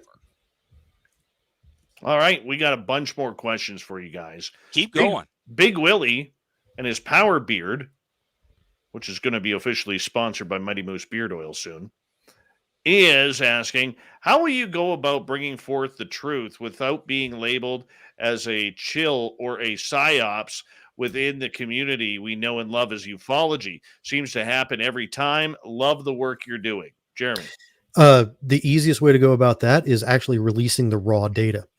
Every other person that has ever come out and been accused of being a shill or a psyop, they've come out with a statement without any factual evidence tangible that other people can review. So if I do a data dump and you get the same data that I use to come to my conclusion, and if you come to the same conclusion, well, then you're the shill right along with me. Yep. Shill. Not chill. Shill. Yeah, that's okay. We got what Big Willie meant, right. and it's a great question. All right, let's go to Jules here, who is asking, is the special secret detection frequency in the radio wave band? Those that we know about are in the radio wave bands. Yeah. I'll go on record right now and say that I have been measuring signals in conjunction with what I think to be incidents of UAP activity that are coming in between 1.5 and 1.8 gigahertz. So there's that. And recently, Mark Sims, who's a big CE5 guy, has taken amateur radio gear and detected things that happen when these CE5 craft come over, and you can blink a laser at them and they blink back. So he got Whitley Strieber to go on Amazon and buy one of these things. And Whitley turned it to the frequency that Mark told him to, and he heard the signal without doing any kind of meditation or incantation. It was an amazing thing. You should have seen Mark Sims. Yes, then that was at 144.1 megahertz. It was right in the middle of amateur radio band. Look, isn't 144.1 what the old wireless telephones that first came out in the late 80s would operate on? No, I think those were. I don't think that was, because they're not allowed to, because that's the middle of the amateur radio band. Gotcha. All right. Yeah. Now, You can't have those phones in amateur radio band. I will tell you, if you don't mind me elaborating a little bit, Dave, on the frequencies that I've seen things on, 1.5 to 1.8, from 1572, I believe, to 1610 is what our GPS satellites transmit in. And I've developed a little bit of a personal, untested hypothesis so far that if UAP are transmitting or causing noise on the same band spectrum that our GPS satellites are on, I'm looking at this as, let's say the three of us take a trip to Albania or somewhere. One of the first things that we're going to do is we're going to stop off at their local version of a 7-Eleven, and we're going to pick up a road map, because we want to be able to navigate around the country. Our GPS satellites are transmitting the logical positions of every square inch of this planet. They have gridded out. They are not only defining how we look at space, they are defining how we think, how fast our processors are, and how we measure time. So our GPS satellites are basically the 7-Eleven roadmap for our planet. So if a spacefaring civilization comes through and they pick up these frequencies and they have the ability to understand what it is, they know everything about us. So in a standard GPS receiver, you can get down to accuracies of like 3 meters easily in a couple of minutes. But if you take 2 GPS receivers and you have them play off of each other, that's called differential GPS. Those things are going to get cheaper, and you can get down to accuracy in inches. I mean, it's just amazing. Unless Russia is actively jamming you. Unless they're jamming, and we want to get around jamming. Yes. All right, let's go to ufologist here, who is asking, what is Havana syndrome? Okay, so if you'll read the newspaper articles, you can find out. Got 1 minute, guys. Yeah, 1 minute. So there's a radio signal being emitted, apparently, that causes brain damage, hearing loss, and other things in the people that work in our embassies and overseas. And there's postulate that bad guys are trying to drive us out of their countries. I've seen it firsthand. Yes, and I've seen it tested. Okay. Quickly here, 30 seconds. What do you two brains think about the Galileo project? And if we got to carry this one over, we can. I think Avi Loeb is doing a great thing, but Avi's principally interested in finding big rocks or whatever flying from outside of our solar system, from things that are not our stars. That's principally what he's interested in. All right, let's hold off on that, Jeremy. I'll get your answer to that question from Nicola when we return on Spaced Out Radio's Science Bob and Friends, as we continue on here with Dr. Bob McGwier, formerly of Virginia Tech University, and from Osiris and UAPX, we have Jeremy McGowan. We'll return with your questions. More science, less woo. It's the one night of the month we go this way, but that's okay. It's a great show nonetheless on Science Bob and Friends here on Spaced Out Radio.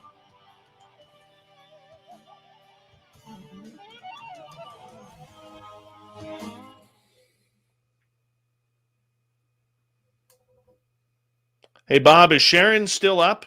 No, she's asleep. How long ago? Oh, about an hour. Why? You got other people in your house right now? Oh, yeah. Okay. Because G. West said, did anyone else just see someone walking behind Bob? It could be. Sharon could be up, or my granddaughter could be up. And the hallway to my carport is right behind me. Okay, cool. Big J, how are you? Who else has arrived? Good morning, Tony Dewhurst and the lovely Carol. Let me just get caught up here, guys, because I'm way behind in the chat room due to the questions. Walker Dale, thank you so much for that awesome super chat. I will get to your question in just a little bit. Paradox Fossils, good to have you here. G West, thank you again for your super chat. I will get to your question as well in just a little bit here, and we'll continue those on. And let's see. Bonjour, Jean-Paul. Nice to see you. And who else we got here? That's it. We're good. We're good. All right. Let's scroll back up here so I can get to the question. Now we can chill out, relax for a couple of minutes. Yeah, if you see somebody walking behind me, let me know, because there's about 3 feet of space between me and the wall, and that would really freak me out. Yep. Mm-hmm. Mm-hmm. Science Bob, I got a very good reading today from Samantha Mowat. I can't wait. Please call me tomorrow and tell me about it. Yeah, I will fill you in on that. I'll call you in the morning after. I'm going to tell you, I just love how much Lynn is able to get her on Spaced Out Radio. Lynn's doing a great job of interviewing. Lynn and her have really, really bonded. Yeah, I mean, way better than I expected. Good. Way better than I expected. So, yeah. I don't know. I believe you got to be as mean as Satan not to get along with Lynn. Considering she is a Wiccan. Well, darn Wiccan. You know, she's just a nice person and very smart, very capable interviewer. We gotta limit how much we say Lynn, because Fap in the chat room is still heartbroken that she got engaged to Dave Hurley. He's heartbroken. Tough luck, buddy. I know.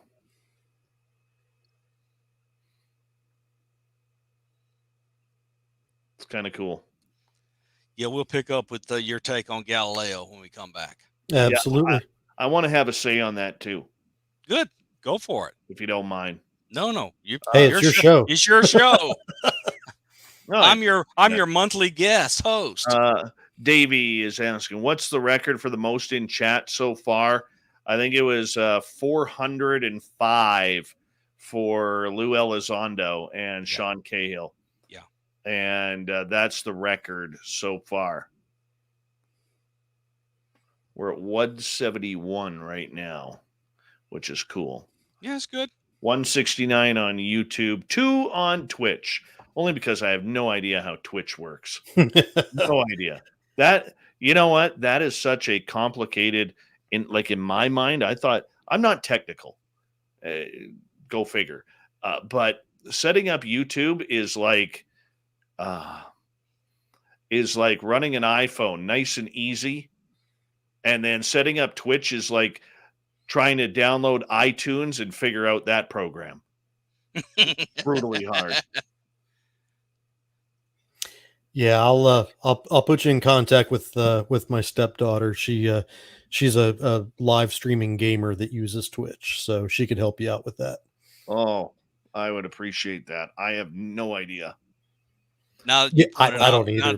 Now that you've pointed it out, I hear Sharon doing stuff behind me. Okay, she's a night owl. Sharon, come on, your best Aussie. Come on. Yeah, I hear her in the kitchen. If she could make me a sandwich, because I'm starving right now. Oh my God, I smoked a full bird and smoked a ham Friday and Saturday, and we're going to be eating on that stuff for 2 weeks. Gee whiz. I had a bowl of fruit for dinner tonight. Oh, lovely. Well, all the weight you're losing, I'm finding. Yeah, well, I'm down 6 pounds. What's your goal? 50. 50. 1 sec here, guys. Thank you to G West ×2, Walker Dale, Fabster, Bob, Donna, and Jeremy for the amazing super chats. Really appreciate the love and support of SOR. Here we go, guys, with the second half of the show.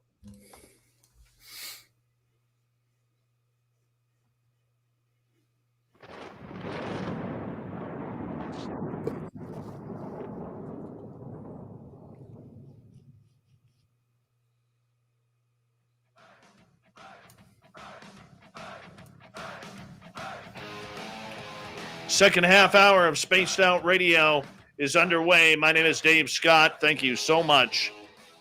Really appreciate earning your listening ears tonight.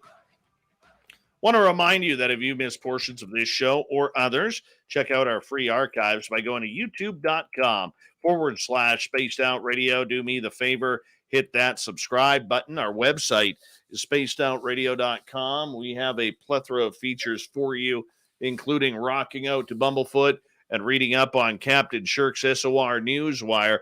Follow us on Twitter at Spaced Out Radio and on Instagram, Spaced Out Radio Show.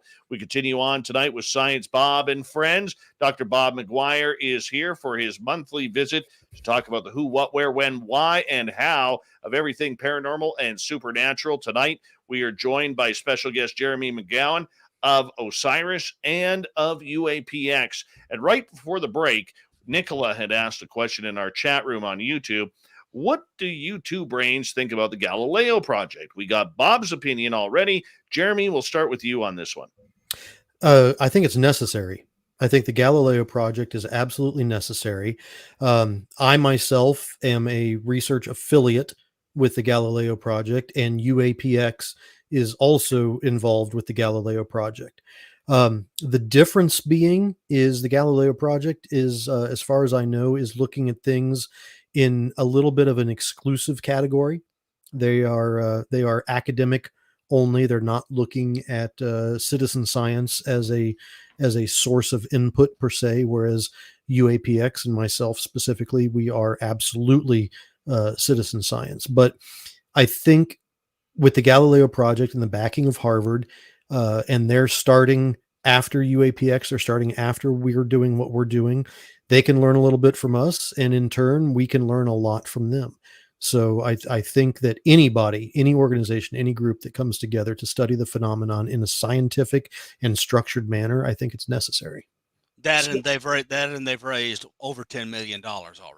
See, I agree with you guys. I hope that Avi Loeb from Harvard does an incredible job with this, and I think it's been incredibly brave to kind of watch his growth within this community, to not be afraid and call everything as it is and the way he sees it scientifically, especially with Oumuamua, where a lot of his colleagues from the popularity of Neil deGrasse Tyson and others were really hammering him on saying, you can't call this a UFO. You can't call this UAP. You can't do that. And he was like, this is what the statistics show me. And they kept putting up the fake picture of the rock that was going through. And really, we had no real photograph from space of the object. So I think it's very brave of him. That being said, where I draw concern is it doesn't take much studying to vet the people that you are involved with. I think the one name I will mention is from SETI and Seth Stoshak, who has been a complete adversary of the UFO community, even though that was his job to look for UFOs with SETI. But we need that. We need. You We can't have an organization that operates inside of its own echo chamber. Right. I disagree with you on that. 100%. I'm sorry, Dave. I totally disagree with you. Well, that's okay. and that's fine and dandy. But let me explain why I disagree with that. I disagree with that because there's a difference between skepticism and there's a difference between railroading a project that you got nothing after 30 years when every other statistic is showing that your stats are wrong, unless they were hiding them. The only defense that I can give is the Galileo Project is not SETI, and Seth hasn't done anything against the Galileo Project. If he comes in and he uses the scientific method and he uses his experience and his expertise and he pushes the project forward, I have no problem with him. And he's a world-class astronomer. I mean, he really is. I understand that, gentlemen, but he hasn't. I mean, guys, I worked for a megalomaniac in sports radio in Vancouver, and I can tell you this: that man was the most miserable person ever. We covered sports, every dream job of every wannabe jock out there. I didn't pay for a round of golf for 10 years. And the reason why I'm giving you this example, I got into every free game, and so did he. We got press passes to everything. It was a jewel of a job. Yeah. And this man was miserable and conniving and arrogant and everything. And when I think of my personal opinion of Seth Stoshak, you have the best job in the world looking for anything anomalous in space. You're looking for UFOs. How easy is that job? Okay, so you're characterizing it incorrectly. So let me characterize it correct. No, let me characterize it correctly. They are looking for a non-random intelligence-bearing signal from another star system. They're not looking for UFOs in any way, shape, or form. They never have, nor will they ever. They're looking for some alien civilization around another star to put out a big, loud signal. I get that. I understand that. But the fact that, and maybe I'm arguing my point to wrongly here, okay? And I'm willing to admit that if I am. But he has never been a fan of the phenomena that we know of publicly. No, I agree with you. And to me, it rubs me the wrong way as someone who is involved in this field on a minor level, that Avi Loeb would even choose him for that. No, let me explain to you the things I dislike about Seth and Neil deGrasse Tyson. They are not being true scientists. No. They will not look at the data. Thank you. They will not look at it. That is not scientific. Go ahead, Jeremy. Yeah, this goes back to the idea that I said earlier. You can't operate a progressively thinking organization inside of an echo chamber because the ideas become stale. If you know that you're going to be putting forth an idea that is going to be criticized and thought of as being whack fringe science to the general public, then you need to have a little bit of that voice on the inside as a checks and balance system. Because if everybody agrees with everybody on the inside, you're not going to be as careful with what you put out. So you need somebody to check it, and you need somebody to argue with you on the inside. And I agree with you on that 100%.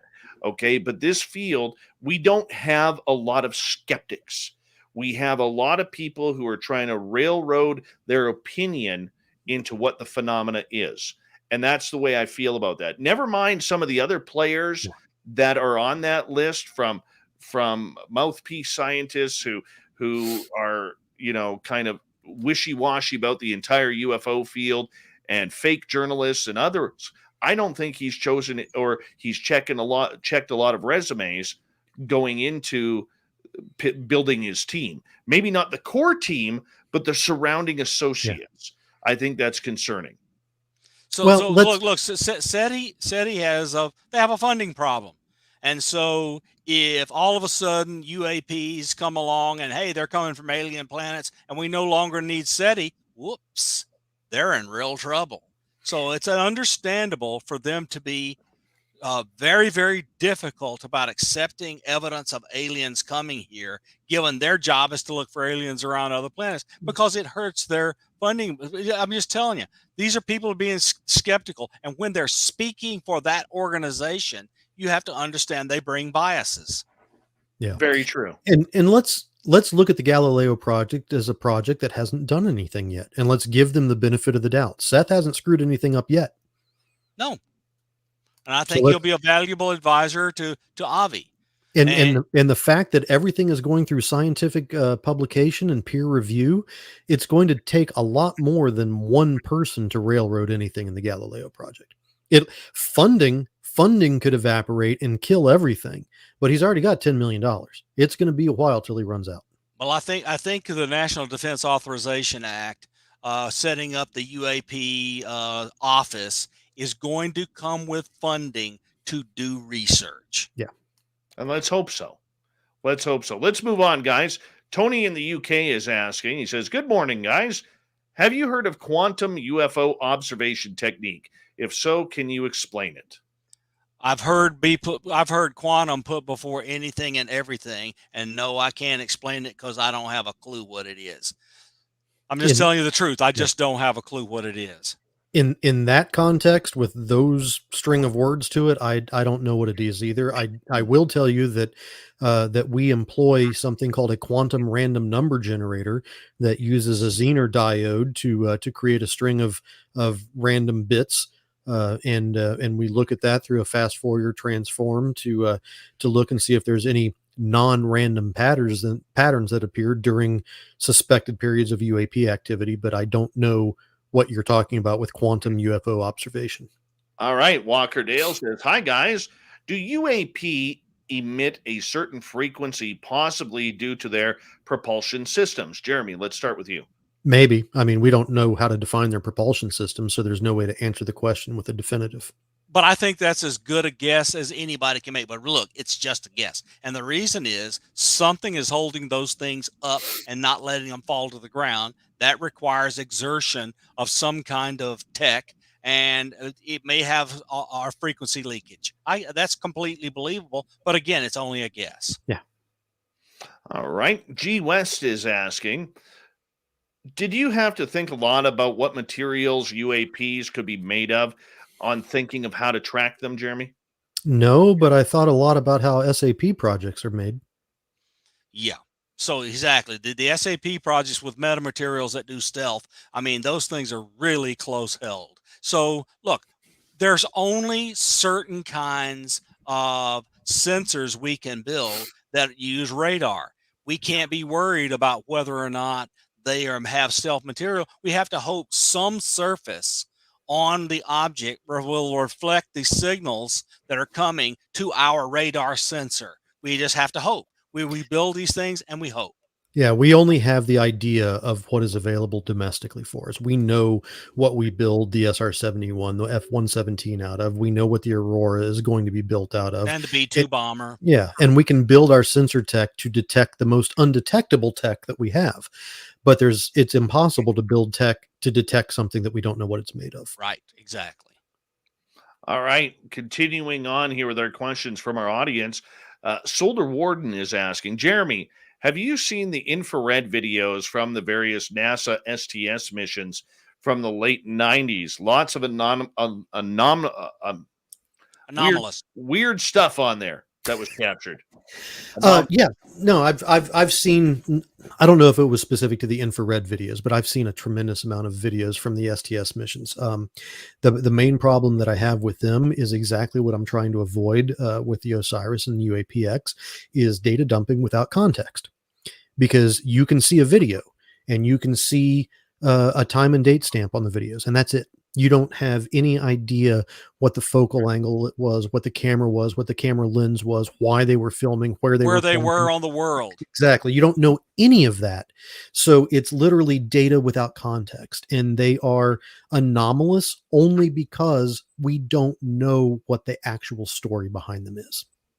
And look, the space station and other spacecraft, they fart out gases to make themselves pivot. And when they do that, ice crystals come out.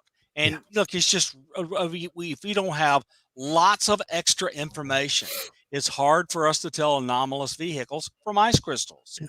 Context in data is as important as the data itself. Yes. Okay, continuing on here, gentlemen, as we have Science Bob and Jeremy McGowan here on Science Bob and Friends. Excaliburful wants to know, Bob, what do you think about the Jasons claiming Havana syndrome is crickets? I don't know what that means. I know what the Jasons are. And if I ever happen to have been in the Jasons, I won't tell you. What is a Jason? A Jason is a group of scientists that the government assembles to work on hard problems. And very famous scientists are members of that group. It's a secretive group. They have clearances. They get together in the summer and they work on a list of hard problems. So, but I don't know what is meant by Harvard syndrome as crickets. I just don't know. All right, Jeremy. Havana syndrome. Sorry. You got a comment on that? I know there's some debunkers out there that are saying that Havana syndrome is nothing more than mass hallucinations. And I think that's absolute bunk. I've witnessed it occur, or I've witnessed something occur that was, in my opinion, Havana syndrome in real time, and I can tell you straight up, what I saw was not bunk. And we have PET scans of people's brains where the damage can be seen in the PET scans.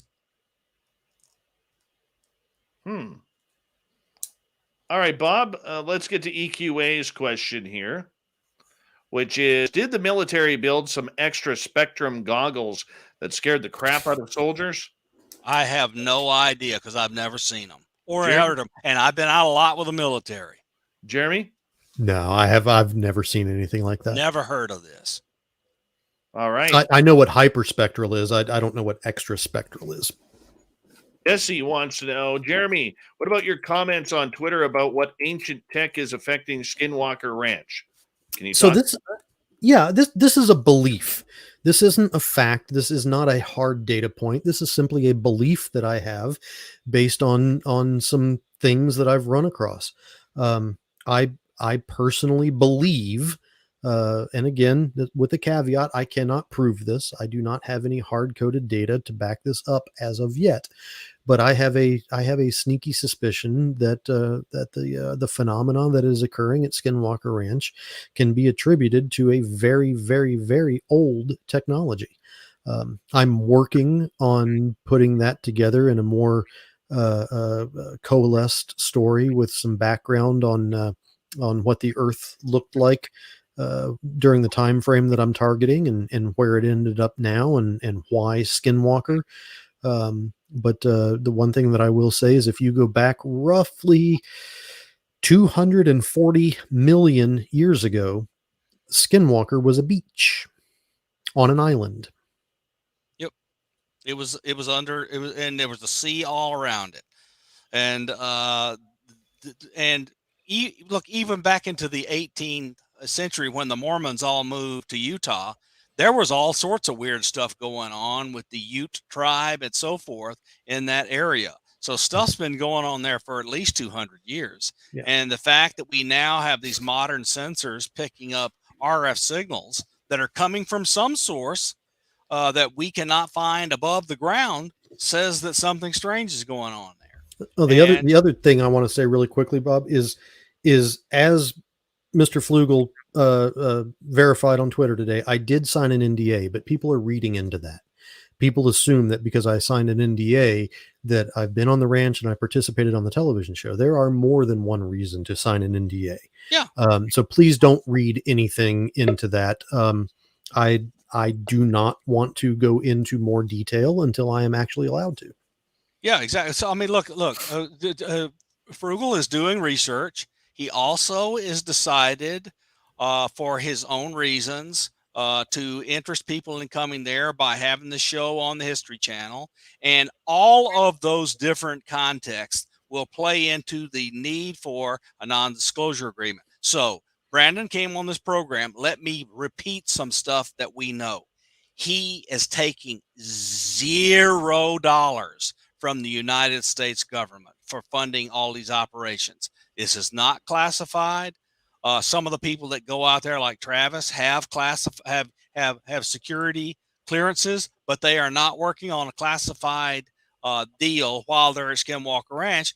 And I know that they don't have a skiff, so they're just not working on classified stuff for the government. That's clear. Go ahead, Dave. I know what a skiff is. Finally, I got something here I could understand. A computer compartmented information facility. Yes, I know what that is. So finally, I feel like I've arrived in this conversation. Oh, who's got an alarm going off there? That is my home alarm, and I apologize. Let me kill that. All right. Well, don't kill whatever's causing it. Men in Black are breaking in. Or maybe I should. Men in Black breaking into Jeremy's house here as we're on Spaced Out Radio. No, I'm kidding about that. But, Skinwalker Ranch is one of those anomalies, and I think I finally solved it, and I've been nagging Brandon Fugel about it on Twitter. It's because he hasn't invited any Canadians down. Yeah. Well, that's it. Once he answers that question, you need some Canadians down at Skinwalker Ranch to bring some beer, some donuts, and, of course, some aliens. And you know what? We're going to get stuff done there. I promise you. We're going to get stuff done there. It's the way it goes. Just bring the moose.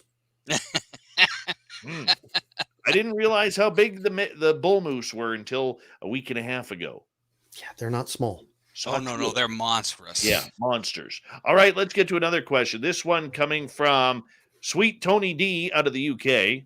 Bob, have you ever thought about starting your own TTSA type group? No. Look.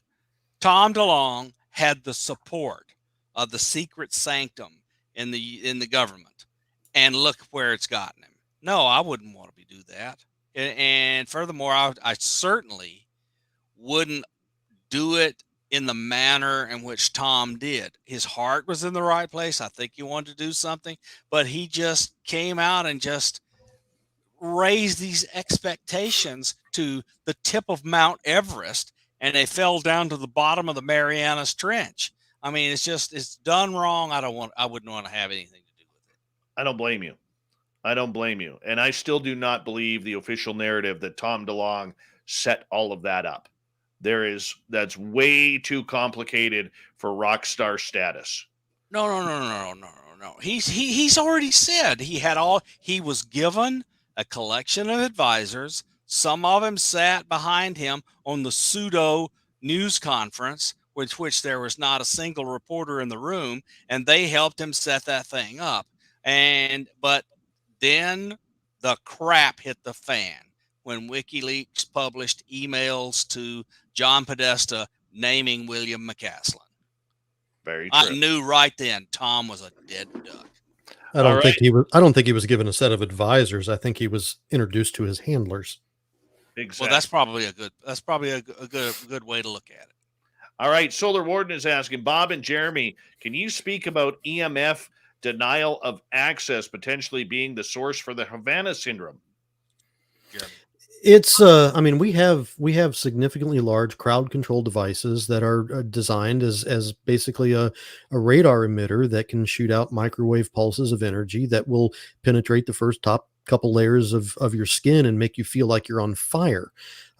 We have those. We've employed those. They've been around for ages. But denial of access systems, I don't think, and this is me thinking, I don't think are causing what we're seeing in Havana syndrome. And Havana syndrome is not just one thing. People are walking away from Havana syndrome with permanent brain damage. Yeah. They are losing eyesight. They are losing hearing. They are losing hair. They are suffering radiation burns. And, that's not mass hallucination, first off. But I don't believe that is denial of access, because of the technology that would be involved to create this would be extremely visible. You wouldn't be able to hide a denial of access type of vehicle in the areas that people are suffering from Havana syndrome. Yep. All right. We only got about 30 seconds. I'm going to hold off on this next question from Acreon, and I'm just going to hold off right there because, it's a good question. We got to get into that. We're going to continue with audience questions because they are still lined up like anything. Gentlemen, they want to talk some science with you. Let's do it. And so it's all good. And we're going to continue with that as we continue on with the hour number 3 next on Spaced Out Radio. Science Bob and Friends continues with Dr. Bob McGwier, Jeremy McGowan. And then at the bottom of the hour, we have the fedora wearing John Hudson joining us for the unbiased UFO report. Shirky Poo's news, and of course, the thought of the day, a jam-packed hour 3 coming up next on Spaced Out Radio.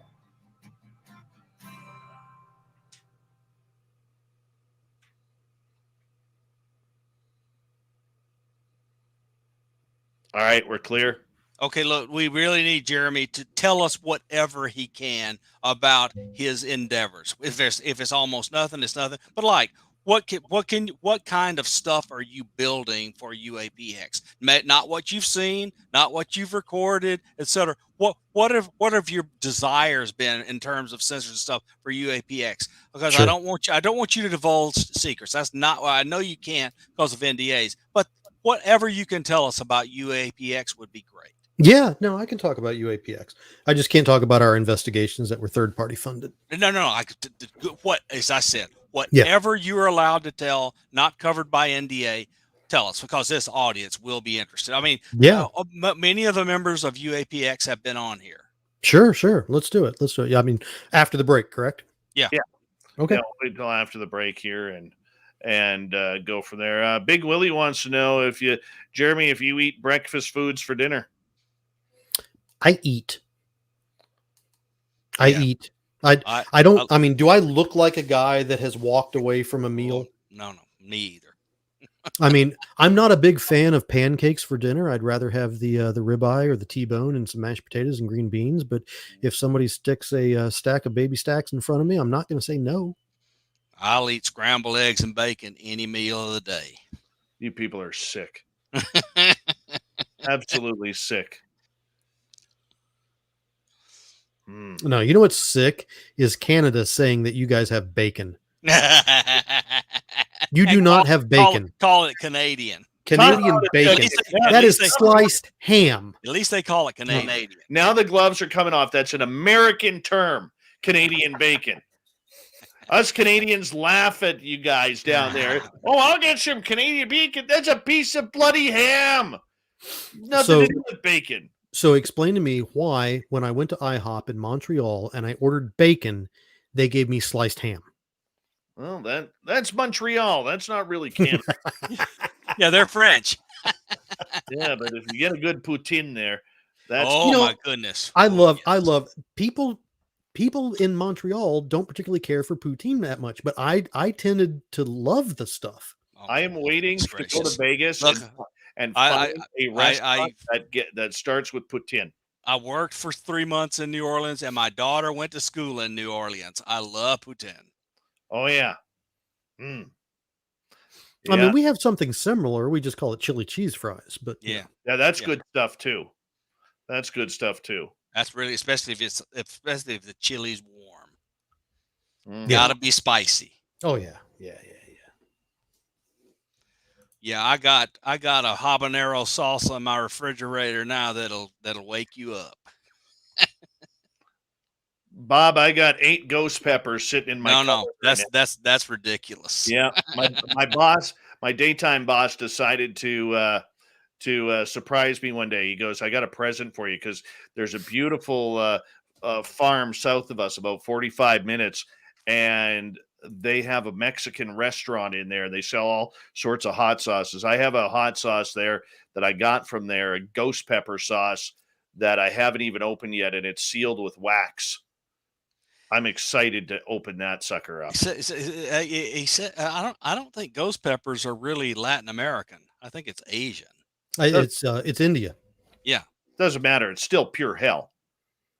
There's a farm in North Carolina that raises them, and I've watched their harvest. And these guys are wearing full-on hazmat suits when they're picking these peppers. I'm serious.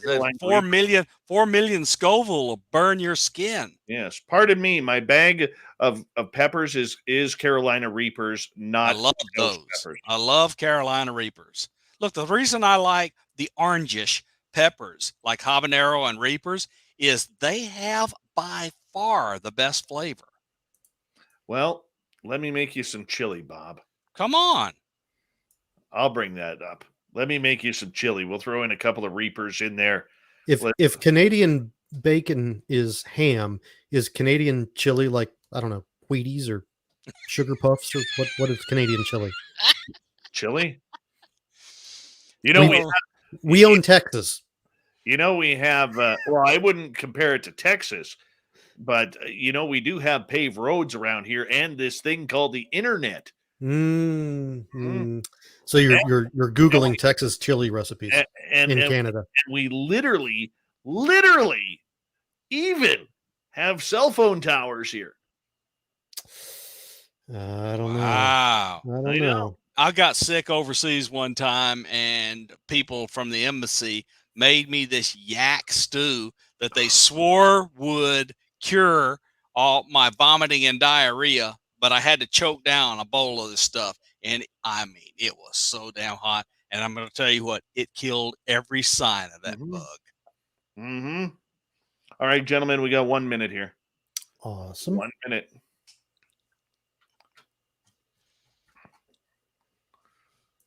Fap here. Canada is all effed up. like trying to argue with a coked up stripper at 2 a.m. You ain't winning that one. With a French accent. You're an idiot, Fap. I love you. I love you. Big thank you to Fap and Aussie Rob, Major League, G West times 2, Walker Dale, Bob, Donna, and Jeremy for the amazing super chats tonight. Thank you so much for the love and support. It's a great way to help support us on a nightly basis. Also, a big thank you to all the veterans out there tuning us in, all of our brand new subscribers. Don't forget to hit that thumbs up or down.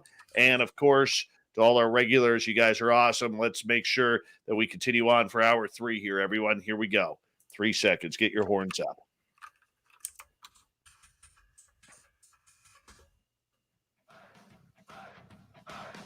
Would you like to connect with us? Head to spacedoutradio.com for all your latest show info. Now, back to Dave Scott at SOR. Here we go at the third and final hour of Spaced Out Radio tonight. My name is Dave Scott. Thank you so much for taking the time to join us. We really do appreciate earning your listening ears wherever you are on this beautiful planet we call Earth. Thank you to everyone listening in on our terrestrial affiliates around North America and digitally on TalkStream Live, Revolution Radio, KPNL. All of our archives are free. Go to youtube.com/Spaced Out Radio. Just do me the favor, hit that subscribe button. The Desert Clam has set the password for tonight in the SOR Space Travelers Club, Panophobia. Panophobia is your password. Use it wisely, space travelers, as the Clam sets the password each and every night right here on Spaced Out Radio. Our website is spacedoutradio.com. We have a plethora of features for you, including rocking out to Bumblefoot and reading up on Captain Shirk's SOR Newswire.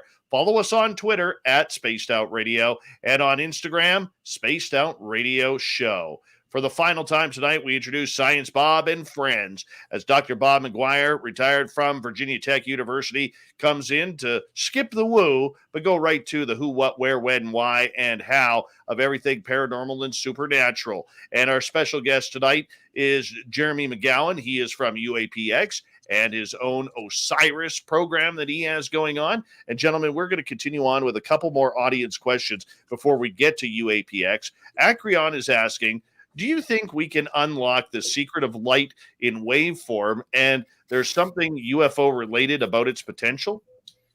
I think that humanity is capable of great things, and given enough time, we will achieve unimaginable results. I don't know if it will be in our lifetime, but yes. So Richard Feynman won the Nobel Prize for developing quantum electrodynamics, and it is the best description we have of light and photons and the wave version of light. So when light is traveling through the universe unobserved, it's in a wave form.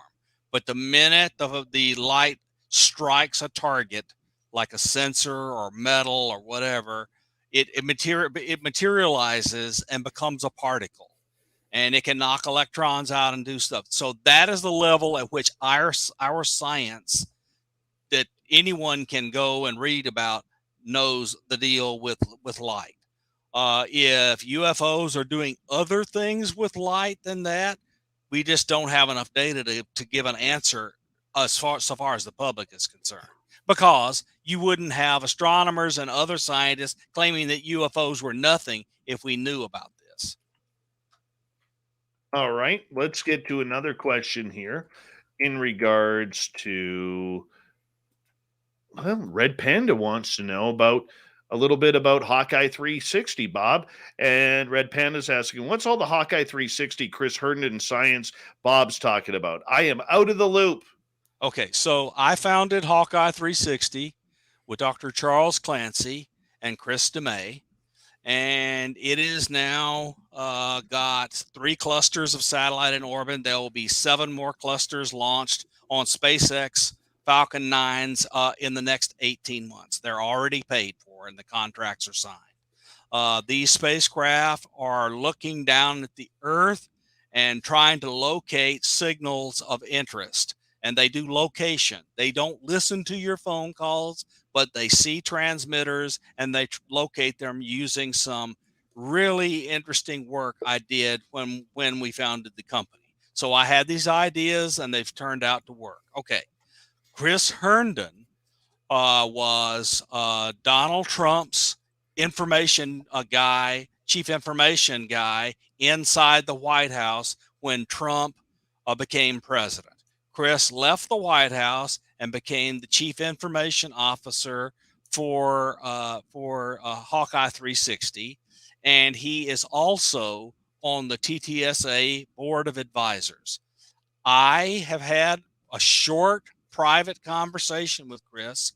I don't know his interest in a UAP and UFOs because he and I have not discussed that in any great detail. I know he's on the TTSA board of advisors. I know he worked for Donald Trump, but I just don't know how deep that connection goes or why he is interested in it. I just know that Chris is doing a good job as the chief information officer for Hawkeye 360. Bob, that raises a question with me real quick, if you don't mind. What would be the potential of getting some sort of codified or contractual arrangement between UAPX and Hawkeye 360 for a data sharing agreement? So when we're on an investigation and we see something anomalous, we can pick up the phone, call Hawkeye and say, hey, did one of your 9 satellites pick up a transmission in this range, in this location at this time? Okay, that can be done, and you can contact Hawkeye 360 and say, here's the kind of thing we're interested in. What kind of contractual arrangement can we work out? And I'm just going to tell you that right now they just went over $50 million in sole source contracts with the government and other people, and it is not a big company. So they are going to be working their tail off to meet those contractual obligations. So it's not that they won't want to, because they're willing to do a contract to do stuff like that. It's will they have time to do that work and fulfill the contracts that they already have? Because right now, look, they're trying to make NRO and NGA really happy. Fair enough. All right, let's turn it over to you, Bob, for the remainder of the show here, and thank the audience for some incredible questions tonight for both you and Jeremy McGowan. But Bob, you want to get into UAPX here? I do. Look, we're friends with lots of the people in UAPX. I mean, for example, Knuth and I are both members of SCU, and he and I interact with each other on social media. I don't know him that well, but I mean, we've had lots of members of UAPX on here, and we and our audience are interested in what they're doing. You now have an involvement with UAPX, and please share with us those things you feel you are allowed to share. Yeah. So how did you get involved, and what are you trying to do? So to caveat everything else that I'm going to say past this point is I am speaking on my opinion of UAPX, my involvement with UAPX, and I am not speaking on behalf of the company. So any opinions or anything are mine and mine alone, and I do not necessarily represent the entire idea structure or directionality of the company. That being said, this is a wonderful group of guys with one heck of an idea that is coming through to fruition, and it's the same thing that I'm doing with the Osiris is going out and studying the UAP phenomenon. In the scientific method, analyzing the data and putting forth that information to the general public at large. That is the UAPX mission in a nutshell. But we're not just doing it with our own tech. We're spreading a very wide net. For example, let's make a hypothetical investigation for a moment. Let's say that we go somewhere on the West Coast and we set up overlooking the Pacific Ocean, and we identify something anomalous in the sky. We're not going to just rely on our own sensors. We have our physicists. We've got a plethora of sensors. We've got a tremendous amount of equipment that we deploy and measure things with, but we're not just limiting ourselves to that. We are also going to go and we're going to pick up the phone and we're going to call the Ernie project or the SOHO project, and we're going to look at solar activity directly from the satellite source. We're going to call the muon detectors down in Antarctica, and we're going to try to corroborate data with them. If the Sophia flight happens to be airborne at the time, which is an airborne NASA telescope, and they happen to be flying and pointing in the same direction as we're looking, we're going to call and talk to them, because we're wanting to correlate as many disparate types of sensor information that we possibly can, not only to prove what it is that we saw, but also to try to get an explanation as to whether it's a domestic and prosaic phenomenon, or if it's something that nobody has the answer to. And we've done this. This is kind of a standard operating procedure for us. We're collecting data, and we're validating it internally with our own devices and our own products and our own sensors, but we're also going outside of our technological comfort zone, and we're talking to other organizations. One of the things that we did on a past investigation is we talked to NOAA, and we got NOAA to give us NEXRAD data. They had no idea why they're giving it to us. It was a personal favor called in by one of our guys. But we gave them the time and date and location and everything, and they were able to confirm some things for us. So we're doing everything that we can to get as many corroborating data points from as many different types of disparate sensor technologies as possible. That's terrific, because I mean, a lot of people are aware of Chris Mellon's blastogram on the TTSA blog, where he griped about all these unbelievable billions and exquisite sensors that the United States government operates on behalf of the country. Yeah. And there's no mechanism for gluing all that stuff together. And Yeah. it's the way it's stovepiped, they're not even allowed to talk to each other. Well, What you're doing is going around all that and doing it differently. Well, it's not just doing it differently. It's not telling them what we're doing. Because if we call up NOAA or the NRO and say, hey, we're investigating UAP and we want to know if you saw an object in the sky at these coordinates at this time, they're going to go click. But if we tell them that we are a nonprofit scientific research organization that is looking at atmospheric phenomena and want to correlate some corroborative data, and we're looking for a favor to see if there's any NEXRAD data or weather satellite data or any type of other data that we can have access to that, we can blindly match to what we've already picked up, they're happy to help. It's great. Yeah, these multi-messenger sensors that are fused together, they are the way. It's the only way. No, yeah. Everybody's sick of a piece of crappy video, but if you put a piece of moderate to great video together with 100 different sensors of all different types, and you get weird detections, we might actually learn something. Yeah, and we're not photographically based. We use video, we use FLIR, we use IR, we use all the cameras, but that's not our primary focus. We're looking at the quantum random number generators. We're looking at the muon detectors. We're looking at all these other types of, our frequency analyzers, everything involved. And then if all of those things go off, then we go to the visual. We don't go to the visual and then work backwards to the other sensors. We look for the truly anomalous, and then we go to the visual as backup for the data that we're capturing.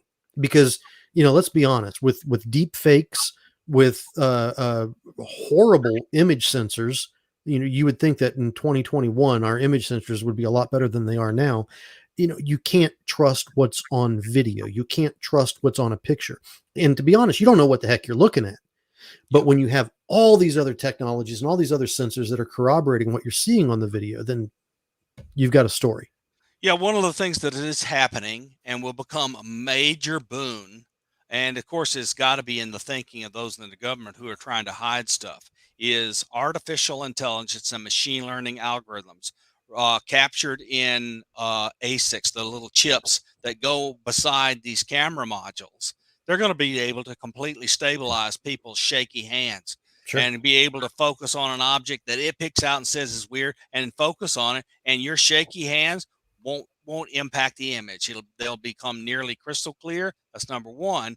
And number two, because they're at the sensor, they're getting raw image. and the raw image can be run through a machine learning algorithm, which dramatically increases the resolution, called super resolution, as if by magic. And suddenly we've got unbelievable photographs and videos from handheld sensors. That is coming. So that's going to get better, but you got to do something besides video if you want to figure out anything about how these things work. Yeah. Because they're using other technologies. They're not there just showing a light to make us smile. They're trying to move around and do things. We have to understand everything we can in observational science methodologies to figure out anything we can about maybe a thing that says, hey, they're coming, because we now know they have these emissions that we can detect, and then we can turn a camera on them. Yeah. Or we understand more about how the propulsion system works, or the anti-grav works, or whatever. Or we identify a special access program that needs a little bit better security on info. Exactly. All of that too. Very interesting, gentlemen. We got about 7.5 minutes left with you guys tonight. When you guys with UAPX came together to do this project, what was the sole purpose of trying to do it? We all hear about the Nimitz incident, and a lot of the members like Gary Voorhees and Kevin Day being involved with this.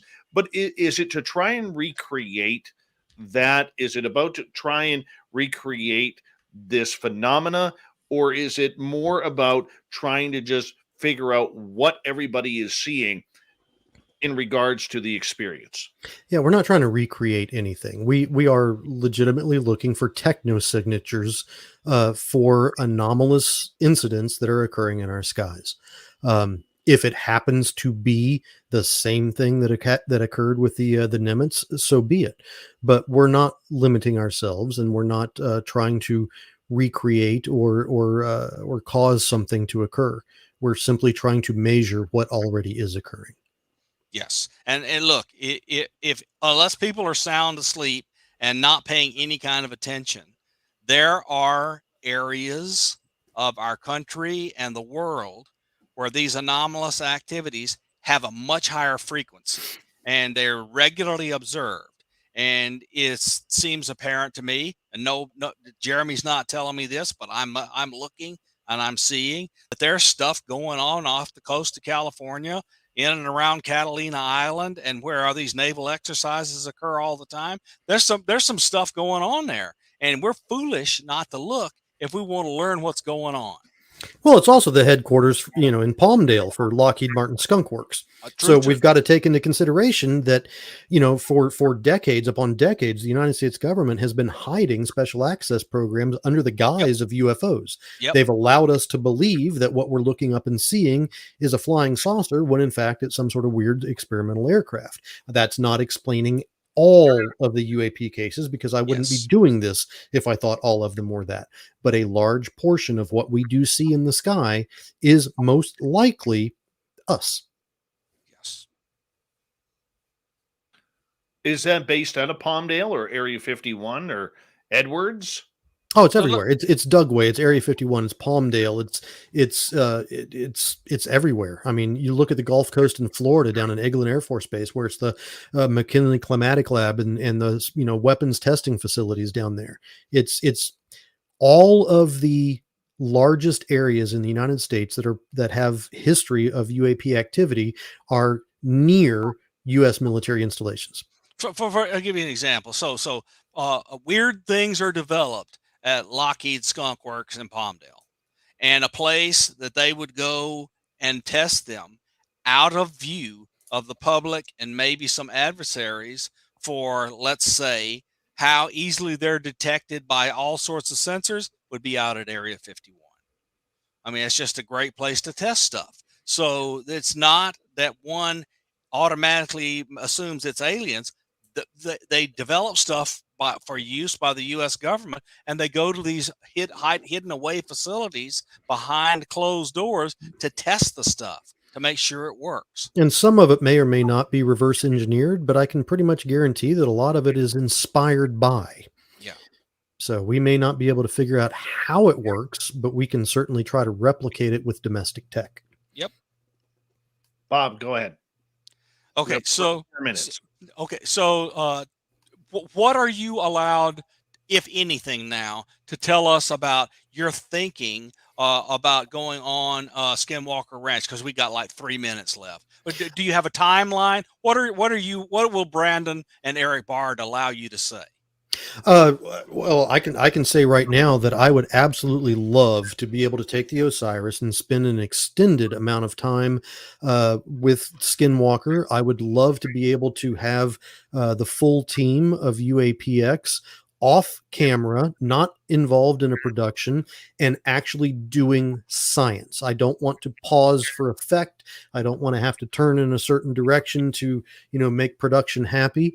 But I would love to have a working relationship to conduct legitimate experiment. Not that they're not doing legitimate experiments, but I would love to be able to work with them on an extended time frame, not inside of a production, and see if we can come to some sort of data sharing and science sharing agreement between Eric, Brandon, and UAPX. Third party and independent corroboration of some events and some phenomenology is just how great science is done.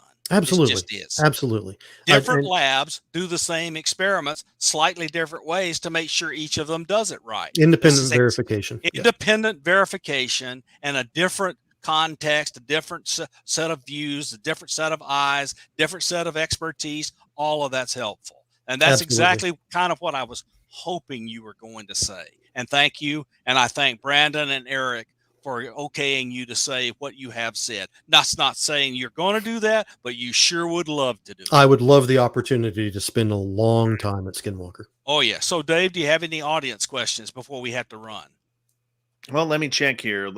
Let's go to Spaghetti Lee. Palmdale area has a good-sized population. Wouldn't they want to fly secret planes in a less populated area like Alaska? Yeah, well, but that's what Area 51 was for, and all the national laboratories places that are hidden away, like in Idaho and Pacific Northwest, et cetera, military bases that are like out at Guam or whatever. Yes, we have places that we test stuff that's not near populated centers, and of course, Nome, Alaska, and other places where we have big air bases, military bases. Those are great places to test. That's exactly right, Spaghetti. The other thing is we also want to test our aircraft over populated bases, because if, John Smith and John Q. Public can look up and see the next stealth fighter, so can China. Yeah. Right on. Jeremy, I want to say thank you for coming on Science Bob and Friends with all of us. Tell everybody where they can find more information about Osiris and UAPX. JeremyDMcGowan.com. You can find me on Twitter at JeremyUnidenti1. My email, if you want to reach out to me for any reason, is jmcrypt, JMCRYPT at protonmail.com. Absolutely. And Science Bob, where can people find you? You can find me on Twitter at Bob McGwier N4HY. On Facebook, the same thing. And my email is rwmcgwier@gmail.com for all public interaction. I also have Proton Mail, but I don't give it out much. Yeah, I think we all have Proton Mail now. We just do. But guys, thank you so much for another successful run at Science Bob and Friends. Jeremy, appreciate you coming on Spaced Out Radio for the first time. Been a pleasure. Science Bob, it's always a pleasure to have you back on. We'll probably bring you back for the round table at the end of the month, my friend. That'll be great. That'll be great. All right. Coming up. Jeremy, thank you so much. Coming up next, it. Thank you. We have the fedora-wearing John Hudson as we get into the unbiased UFO report. Shirky Poo has the news lined up. And, of course, the thought of the Dave. Spaced Out Radio continues with the final half hour right after this.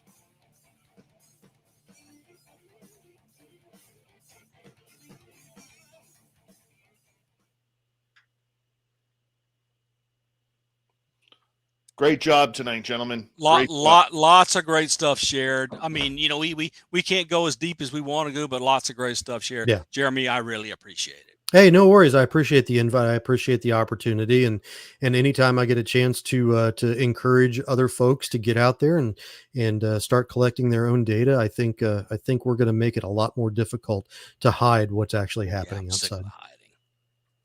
Yeah. Hiding. Yeah. Mm-mm. All right, gentlemen. I got to move on here because I got to get Stetson or Fedora John in. Still want to Take call care. him John. But Bob, I'll call you in the morning.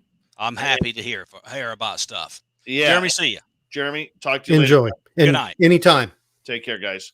All right. Science Bob and friends, Jeremy McGwier. And you know what? What a great show once again, everyone. Wonderful show. Wonderful show. We love it. Matthew Riot, what's happening, man? And yep, we're about to drop the gloves with Jeremy there about calling ham Canadian bacon.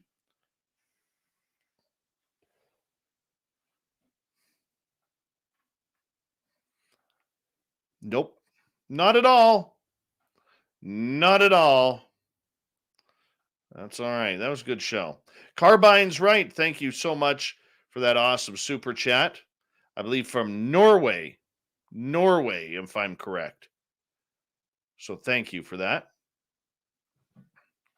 And I apologize. We couldn't get to everyone's question tonight. But we appreciate it. Appreciate the everything that you guys do.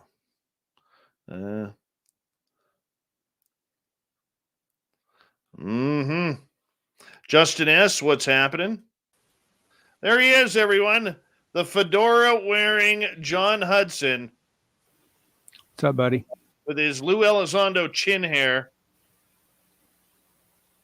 I think I had it first, though. I know who you're being for Halloween. You got to gain about 200 pounds, though, because he's a little ripped. No. You haven't seen my Twitter profile, man. I already have a costume all picked out. Let me go check here. Where are you here? See that? Hold on. Oh, yes. Very nice.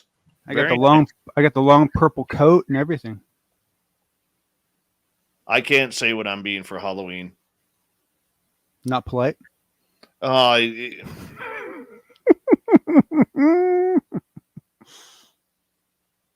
There's an idiot that runs around this studio every now and again named Elovni Volador. Ah. Mm-hmm.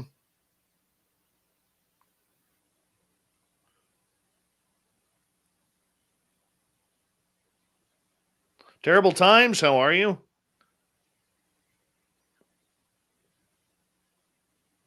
We got 2 minutes, buddy. Sounds good. I better get ready for you here. I haven't even looked yet. Where are we here? Oh, today killed me, man. Like I had to cut so much stuff out, and I still ended up with probably enough content for 2 hours, and I don't know what I'm gonna do. I'll just have to just briefly cover it, and then people can go over it in their notes.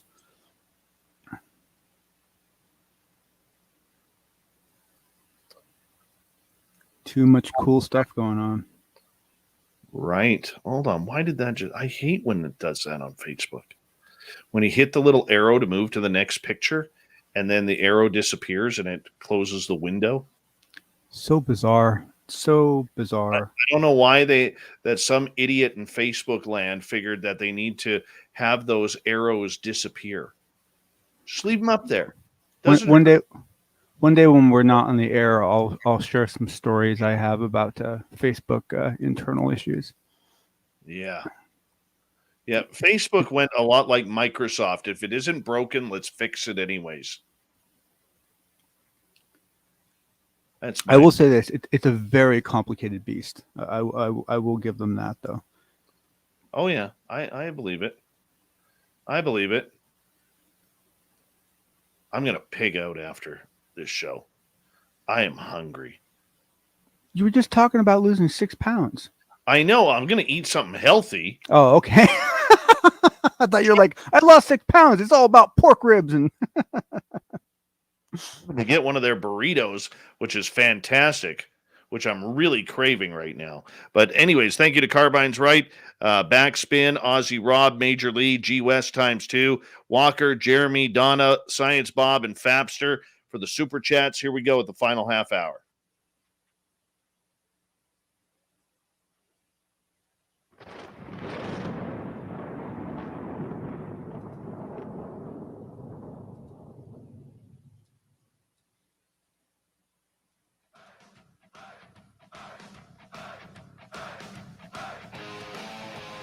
We've rounded third. We're heading for home tonight on Spaced Out Radio.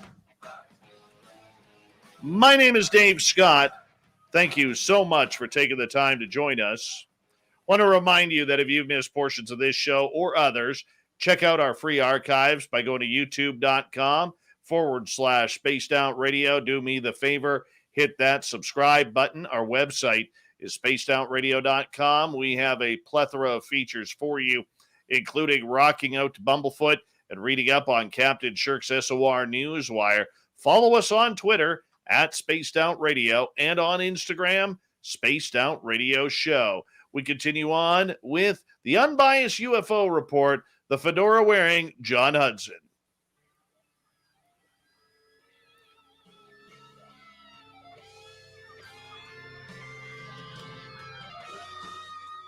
Yes, every couple of nights, John comes in here to talk about all the UFO news going on, and a lot of it tonight is surrounding Luis Elizondo and a major book that just came out from George Knapp, Colm Kelleher, and the predecessor to Elizondo at the Pentagon, a gentleman by the name of, I got it here somewhere.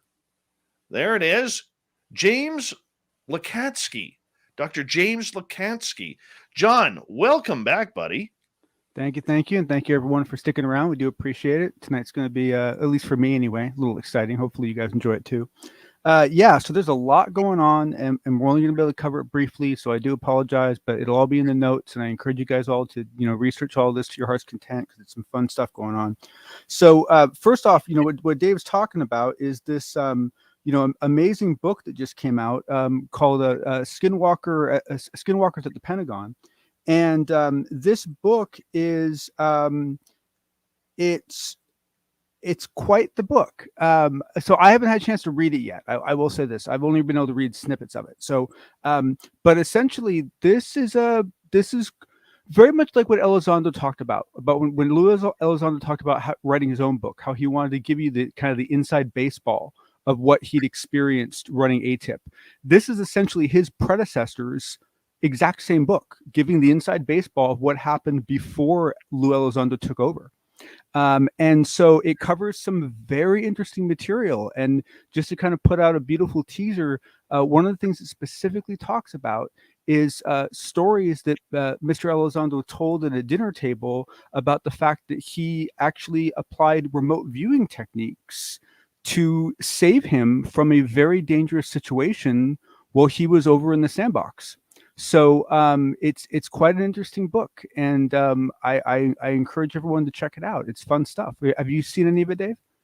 I have read a few quotes on the side of it. The one thing that I'm very noticing that about this book, and I don't know if they're trying to straighten the level on everything or they're trying to create a little controversy here, but when the To the Stars Academy announced Luis Elizondo, we really were led to believe that he was the big man on campus regarding this phenomena.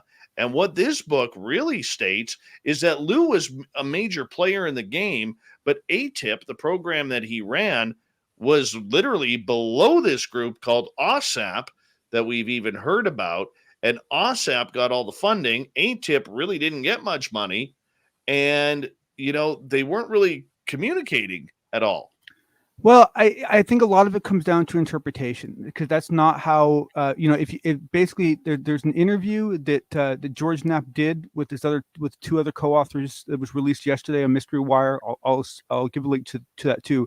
They specifically talked about this, and Dr. James Lakatsky basically laid this out very clearly, and he's very specific about it. And basically what it was that OSAP was essentially one thing I'm blanking on is I can't remember if OSAP was under DISA or was under DIA or if it was under, I think it was DIA, was basically under a, a generalized group in a way. And OSAP was the primary organization, as you said, the one that got the 22 million.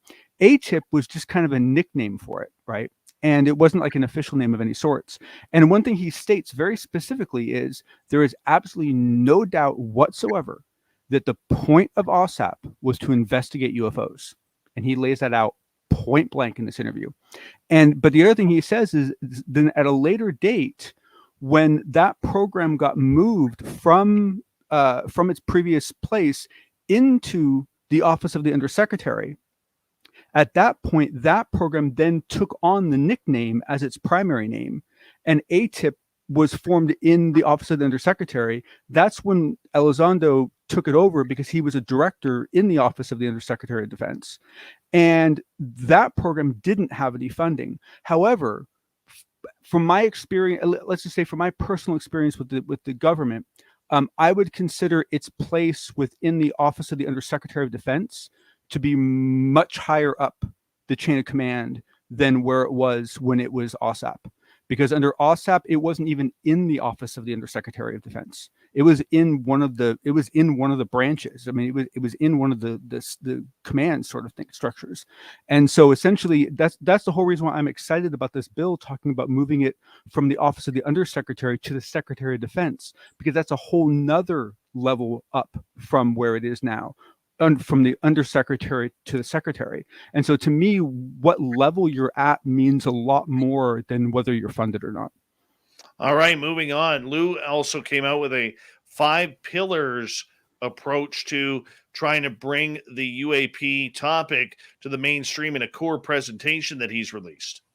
So this is, for those of you that have been following the baseball game closely, this is the presentation we've been waiting for that Lou gave at San Marino, I think it's pronounced, where he basically did that talk a while ago.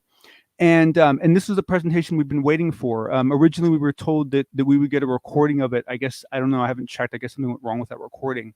And so Lou basically got on with this UK group called now I'm blanking on their name. I apologize. I'm too excited about the AI stuff. But basically, it's called Disclosure. I don't know, I'll post a link to it. I think it's like Disclosure Now or Disclosure. They're on Twitter, and I'll post a link to it. And it's actually not a web channel that I was familiar with. This is my first introduction to them. But Lou was on that web show today on YouTube, and basically he gave this presentation. And this presentation was super cool for two very specific reasons. One is, like you said, he basically gave the core presentation of what his pillars are. What he's been talking about for a long time. So he talked about how, the first step was legislative, the second step was executive, the third step was international, the fourth step was media, mainstream media engagement, the fifth step was public engagement. He talks about the achievements of the 5 pillars since 2017. And I mean, it's not numbered, and I'll file this in my notes, but this is a hell of a hit list. If anyone asks you, what have we achieved in the last 5 years? This is just an itemized list of boom, boom, boom, boom, boom, boom, boom. Go over some of those. Things like Japan requesting for bilateral information exchange concerning UAPs. Congress mandated to a UAP report every 90 days. One of the largest collaborative IC virtual environments being created to analyze UAP data. The one I'm most excited about is the fact that what is the group that the I can't remember. I can't find the name of it right now. But basically, 2 academic institutions within the defense framework have started accepting thesis statements. Accepting theses for the UAP. So now we're actually having academic acceptance of UAP studies within the defense school framework. It's a great list to someone should make a poster or a t-shirt or something. then when he talks about essentially what they're looking for in the creation of a federal national laboratory that that can basically take advantage of all the different assets, and it's a really good, short, clean presentation. And I probably should have asked his permission first, but I'm quoting him and crediting him every chance I get. But basically, I took screenshots of the presentation and just put them together into a PDF document, just because I like to have the notes as I'm watching the presentation. And so it's a short little presentation. I'll provide a link to the presentation. I'll also provide a link to my PDF document. And if you guys pass it around, make sure not to take the disclosure team's little logo off the slides, because those guys do deserve credit for being the ones that broke the story. But it's good stuff. And what it leads into is finally the AI stuff. But I'm sorry, I got really excited and kept talking, Dave. Please. That's all right. Let's go into the AI stuff. What do you got for us there? Oh man, this is so first off, let me just say that I didn't lead you guys astray in what I described before. This is just basically documentation of exactly what I talked before, but I'll go over it again briefly. So what this is, it's several slides that shows exactly how the software is going to work. So the first thing you see is an example case study, which is a rather poor quality video of an object in the distance. However, Lou does say that the real video was much clearer. They just had to down rev the resolution to put it to the presentation. And from that presentation, they pull out a still. And if you look at this still, man, it looks like a bloody UFO. I mean, it gets you right off the bat. I mean, it pulls you in immediately.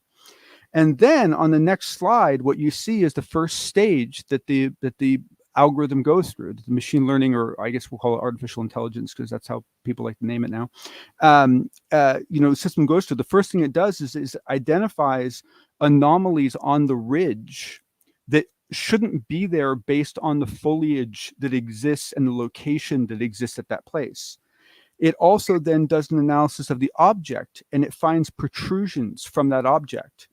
In the next stage, it assigns probabilities to each of the objects on the horizon. So it says, I think that this shape you're seeing here is the tail of an F-35 Lightning, and I assign the probability of that prediction to 85%. This is likely the tail of a C-17 Global Master, probability 94%. So it not only shows you what these things are, but it gives you its confidence levels.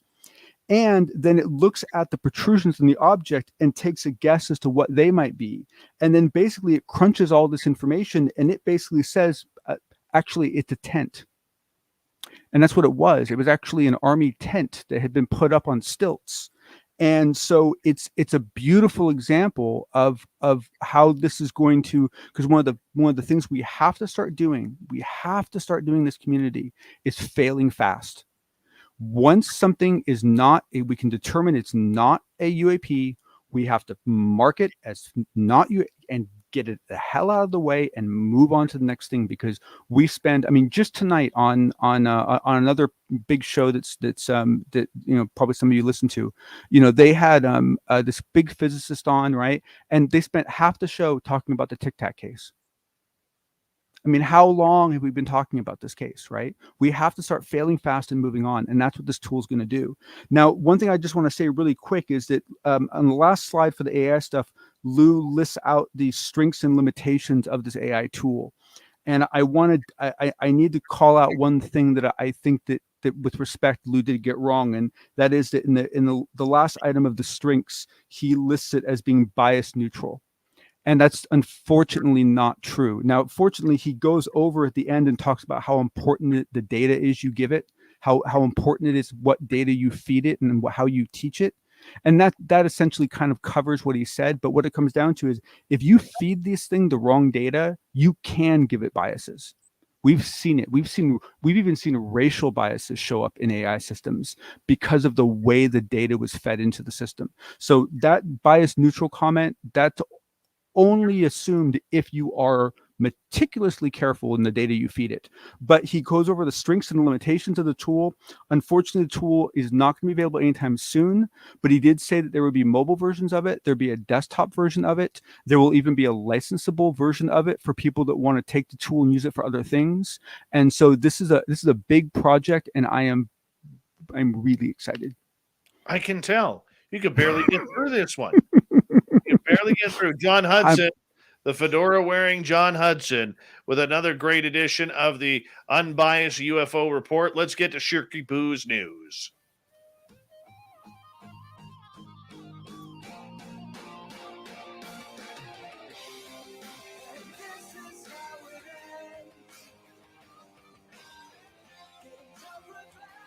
Yes, the news is always changing. As we start off with a haunting of sorts. With Halloween just around the corner, it's time to get into the spirit by visiting haunted places. And in Ohio, locals didn't have to drive too far. That's just to Condé Nast Traveler, which shared the 32 most haunted places in America, encouraging a coast-to-coast tour of the most haunted places of the U.S. The number one place that is haunted in the U.S. for 2021 is, and where's our drum roll? The Ohio State Reformatory, located in Mansfield, Ohio.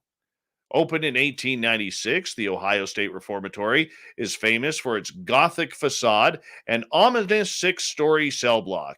But its greatest claim to fame is when it served as the filming location of the Shawshank Redemption, though the prison was shrouded in terror long before Red and Andy holed up there. The reformatory closed in 1990 due to overcrowding and inhumane conditions, but not before more than 200 people, including 2 guards, died in the building. Legend says that the ghosts of several former inmates still roam the halls, as well as an old guard who jabs people with his nightstick. There are various ways for visitors to experience the hauntings firsthand, from 2-hour guided tours to private paranormal investigations.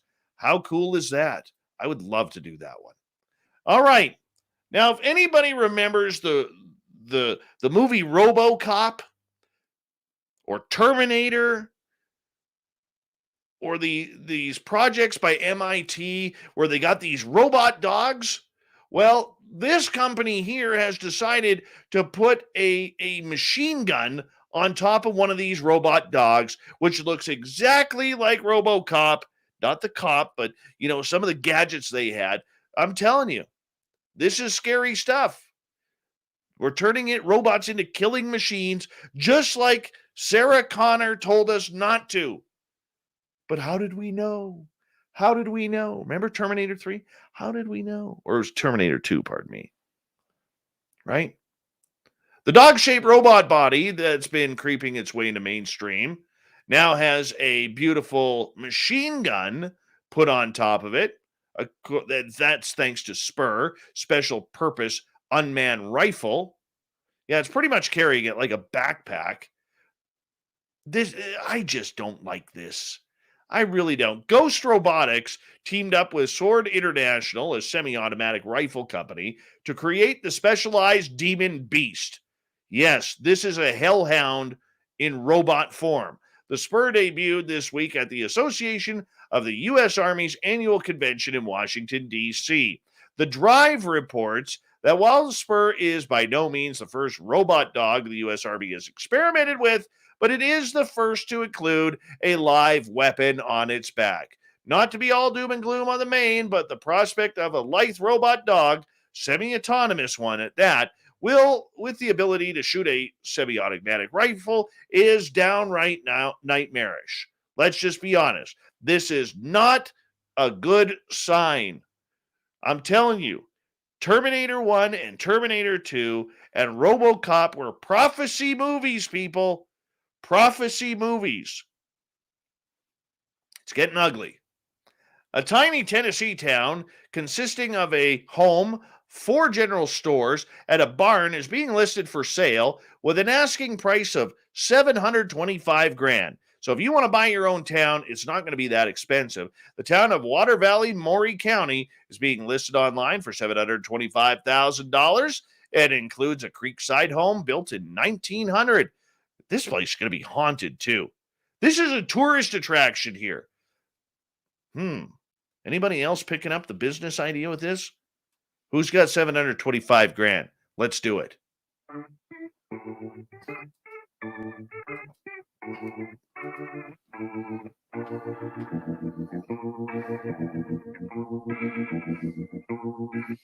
Thought of the Dave happens every night at this time, where we ask a question on our Facebook and Twitter pages, then read your responses on the air because, well, we love the audience participation around here. Today's Thought of the Dave is as follows. What technology do you think we have today that has come from aliens? Chris Holm, Velcro. No, that's Canadian, not alien. Kevin Day, toilet paper for sure. Of course, Kevin. Selena, Q-tips. Vincent, breakfast for dinner. Absolutely. It's garbage breakfast for dinner. Everything according to Jaretta. Tom Myhawk, fiber optics. Evan, my skeptic friend. Nothing. If anyone takes the time to go backwards and dig into research and development, everything has a history of how we did it. When we say aliens did something, it takes away our own provenance and ability. Night vision, according to Dan. Computer tech by Sparkles. Jimmy, from a different radio show, hops in. I'm laughing at this one. Street tacos and fiber optics. You got that right. Street tacos for sure, Jim. Dave, where do I begin? Computers, microwaves, cell phones, fiber optic cables, comm systems for faster than light, different DNA tech, anti-gravity, free energy, scalar tech, and many things that come from different quantum science. Okay. Gary, stealth technology. William, basic plumbing, saves more lives daily than we truly know. Deb, cloaking tech. Deb, miniaturization. Darcy, night vision. Andy, Valiant Thor brought us the vinyl record player and the microwave oven. We'll leave it right there as we say thank you to everybody participating in the Thought of the Dave. Thank you to Shirky Poo's News, John Hudson for the UFO Report, and Science Bob and Jeremy McGowan for Science Bob and Friends. We got Mr. Ron Bumblefoot Thaw rocking in the background with Little Brother is Watching. Bumblefoot is the official music of Spaced Out Radio, rocking us in and out of every single show. Get your horns up for the guitar god himself. Special thanks to everybody listening in at home, at work, in your cars, wherever you may be. Thank you to everyone in our chat rooms tonight on YouTube, Twitch, LGAB, Revolution Radio, Spreaker, Facebook, and on Twitter at hashtag Spaced Out Radio.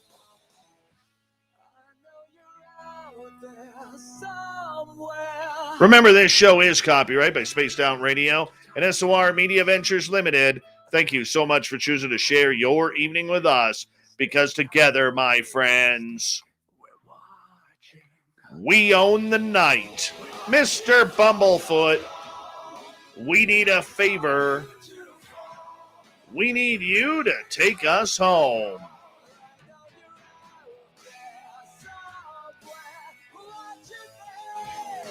Yes, the Woo train has docked for the night, but soon, my friends, we shall ride again. Your seats are always available. Your tickets never expire. And if you want to bring a friend, we've got room for them too. Good night.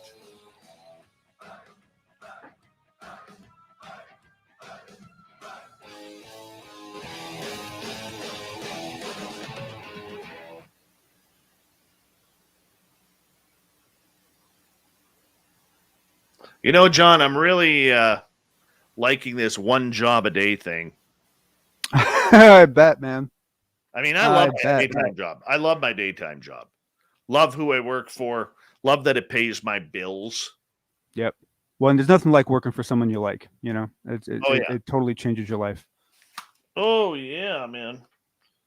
Totally changes your life. Hold on one second. Yep. Let me get my speaker up there so I can hear you. There we go.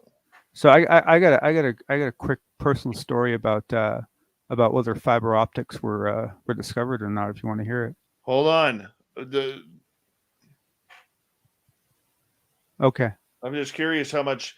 Like, should I go boil some coffee? No. It's like 2 minutes. Yeah. And it should be good. It should be good. So basically, what it comes down to is I used to work for a company that we're kind of the we were kind of into fiber, right? Fiber optics. Right. We did a lot of fiber optics, and this really good friend of mine, his wife's father, was a like an Air Force general, or I mean, he was very high rank. I don't know what rank he was. He was so high ranking that when he retired, he got sent to a special like retirement home for retired generals, right? So they can be monitored essentially in case their dementia starts causing them to, talk too much, sort of a thing, Right. And my friend was always trying to get her dad to like cough up something, because it turns out where her dad worked was the Air Force base where Roswell happened, right? And he was basically a senior commander at that base for a long time, and he would never tell my friend anything, never. And then finally one day, my friend was talking about some fiber stuff, and he kind of perked his head up, and so my friend's like, you just took a chance, and he's like, so I hear that you guys invented the fiber optic stuff, to him, right? And the guy actually responds, and he goes, he kind of looked down, he looked up at him and kind of grinned, and he goes, "We improved it. We didn't invent it." And that's all my friend ever got out of the guy. About 2 years later, he passed on. But this is a guy who was at that Air Force base for 20 something years, basically like right after the Roswell period. And that's the only thing he ever and basically that's the only reason why he actually liked my friend at all. Like, most guys weren't good enough for his daughter, but the fact that my friend worked in fiber optics, he's like, okay, I guess you can keep him, sort of a thing. But it's like the little anecdotal story that kind of always made me happy, because it's like, we improved it. All right, I'll take that. That's kind of interesting. Very cool. Very cool. I do believe nitinol. I really do believe that memory metal, I really believe that was from a recovered site, because Battelle Ocean Swagger is back.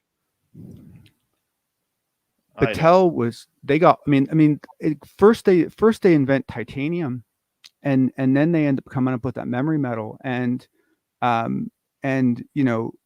haven't gotten my hands on any of the documents, but I've been told by good researchers that essentially, the people who worked on some of this early stuff claimed that they were given samples from elsewhere. They were told it was implied that they were from downed craft, and they just always assumed they were from downed Russian craft or downed German craft, but they were never told like what kind of craft it was downed from, right? And boom, you end up with a memory metal that looks and behaves a whole hell of a lot like that metal they found at Roswell. Highly suspicious. Highly suspicious. John going all conspiracy theorist on us tonight. Holy cow.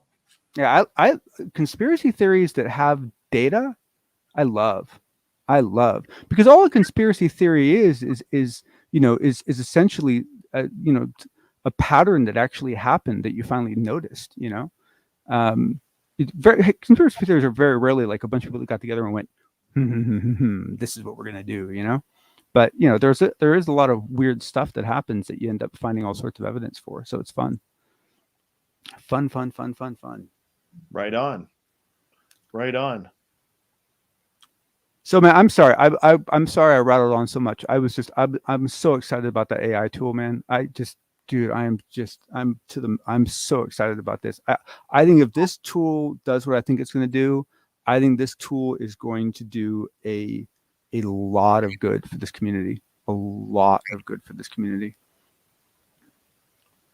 Because we never let anything die, ever. Like, nothing dies in this community. Every single thing that's ever been discovered, people still argue about years later. It's incredibly frustrating. Welcome to the jungle. We got fun and games. Axl Rose had it right. But that's not how any other like subgroup works, man. I mean, like in every other group you run into, like there are things that fail, and you drop them and you move on. It's a tried and true method. I don't know. Well, the problem is we don't have any in this subculture. It's not that we just don't have any like governing bodies. It's not that we just don't have any standards. We don't even have trusted elders, right? I mean, we don't like there is absolutely nobody in this community at all. Like not and there's a couple that should be, but there is no one in this community at all that is trusted by the majority of the people in this community. I would agree with that. I think that's which is sad. Very good observation. You know, I mean, even someone like Grant Cameron, who, I mean, he does not claim belief in half the stuff he talks about, right? He just presents it as he finds it. He just follows the data.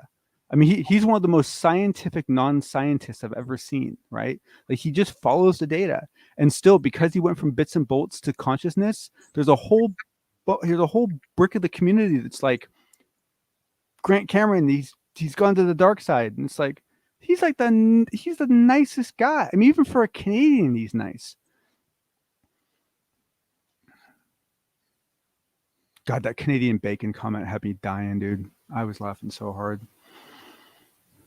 I'm telling you, McGowan was lucky he was on the other side of a computer. It was almost go time there.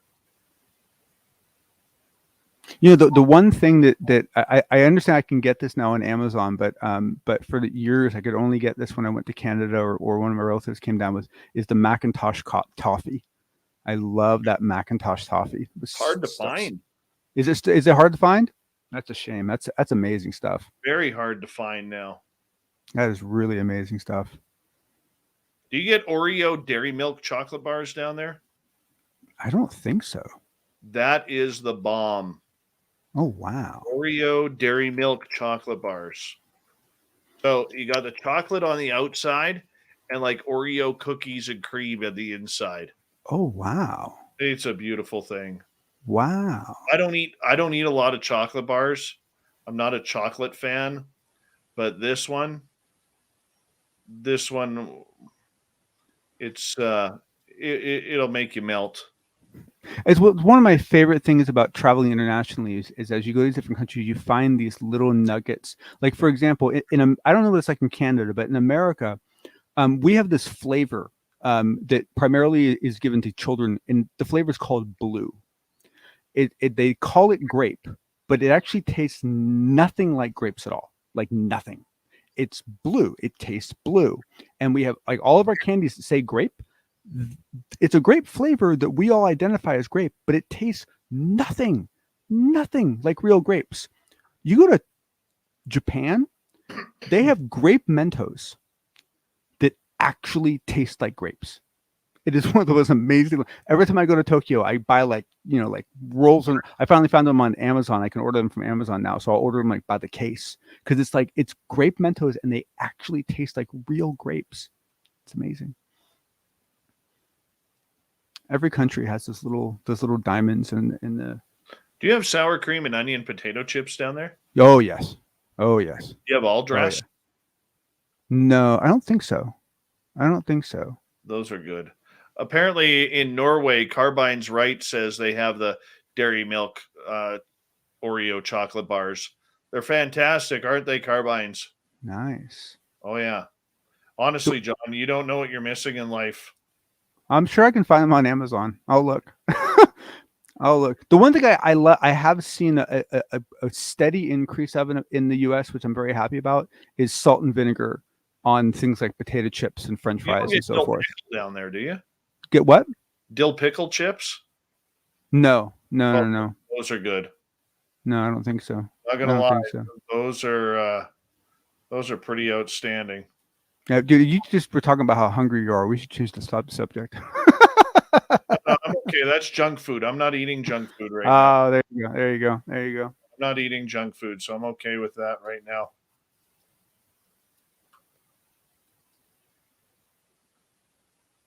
Oh man. Oh, so someone asked about yeah, I know the Patterson-Gimlin film is actually a good example of this happening in another field, because that is still argued about, and that should have been put to bed a long time ago. That thing is you can't prove it. You cannot prove for sure that it is a real Bigfoot, but nobody has been able to poke a hole in that thing as far as saying it's not. 100%. I'll argue that. No. I mean, I personally at this point I agree with you, Dave. But my point is that you can't really prove it's a Bigfoot, because you don't have a Bigfoot to compare it to. But what I'm saying is that no one has been able to destroy that film. No one has been able to replicate that film. No one has been able to replicate how it was done. No one has been able to show that it was faked. No one has been able to show that it was manipulated. That video stands very strong as a magnificent piece of evidence, and most people believe it was debunked. I mean, that's the thing that drives me nuts. And I was one of them until I met Dave. I thought the Patterson-Gimlin film had been debunked. I really did. I thought it had been proved false. Nope. All I got to say, if you want to know how real that video is nobody in 1960s is going to be sewing a pair of tits on a costume of an ape. Nope. And there's so much data on that film. I mean, if you go to, I don't know how many of you guys know this, but there's another Google search site called Google Scholar, right? And Google Scholar is basically a search engine for science papers and legal papers. Okay, and it's a magnificent research tool. And if you go onto there and you do a search for Patterson-Gimlin, you will find, I forget how many it is, but an incredible number of academic papers written on that film. Like, it is amazing how many people have tried to debunk that film and failed. It's really funny. It's very entertaining. Amazing how much anger that film still causes. It's amazing. Like, after 53 years or whatever it's been, 54 years, how much anger that film causes people. Personally, I think that the latest cleanup of it that was done, that's put it in 4K and 100 frames per second, I think that specific spin up of that film completely ends the debate. I mean, that is the most amazing thing to watch. I mean, it really is. It is just absolutely gorgeous to watch that creature walk. I keep wondering if anything's going to come up about that Ohio video, of that short little video, we got just that one walking in the distance. Yeah. It was just like a 10-second loop or something. Keep meaning to find out if anything more came out of that. I don't know. You can't trust, and you know what? That brings up a Jazz. Good night to you, man. That brings up a good point too. And I've always said to people, if you had that smoking gun video, like if I own that smoking gun video of a Bigfoot or a Dogman, fairies, gnomes, whatever it may be, I can honestly tell you, I do not think that I am releasing that to the public. I am really not releasing that to the public. And if somebody were to get me to release that to the public, it would have had to have been peer reviewed. It would have had to have been gone through a lot of a number of trusted investigators' hands with good reputations to show that it's not doctored. I would need to become anonymous. And bingo. And the other part of that too would be, it would have to be a minimum of a seven-figure check coming my way. So you can basically, yeah. You know what? Actually, that's funny, because the only requirement I've ever really thought I would make is anonymous. But your dollar one is actually a smart one, because even if you try to be anonymous, there's a good chance that they're going to figure you out, and the damage they can do to your world, to your life, to your ability to earn a living can be significant. And so having that kind of payout and knowing you can take care of yourself afterwards, that's actually a smart move. Absolutely. Yeah. The harassment, you look at the harassment, the public harassment that Travis Walton has taken, or Roger Patterson, okay, and Bob Gimlin when he was alive. Yep. These people have gone through hell and torture, death threats over a Bigfoot video. Tell the truth that it's fake or I'm going to kill you. Right? Never mind how crazy that is. I mean, right? think about it. I mean, a lot of people will say that, but if you go back in history, and I don't have any proof on this. I've never talked to Mr. Gimlin or Mr. Patterson. Okay, let's talk about Bob Gimlin because he's still alive. Okay. But after about the 13th or 14th death threat, are you not just going to say, fine, I faked it? Didn't one of them do that? Didn't one of them for a couple of years it's like basically say like I admit it because he just wanted to get rid of people? Yeah, because of the death threats and the hatred. I can't honestly. I mean, I'd like to think that I wouldn't do that, but I can't prove that. I mean, like that would probably seem quite logical at the time for him, right? I mean, and probably actually, calm things down from a little bit. Except for then you're gonna have people coming to you and threatening to kill you because now they think that you've been lying to them the whole time. You probably can't win. You really probably can't win. There's probably no way to win. I don't know if I ever told you this story.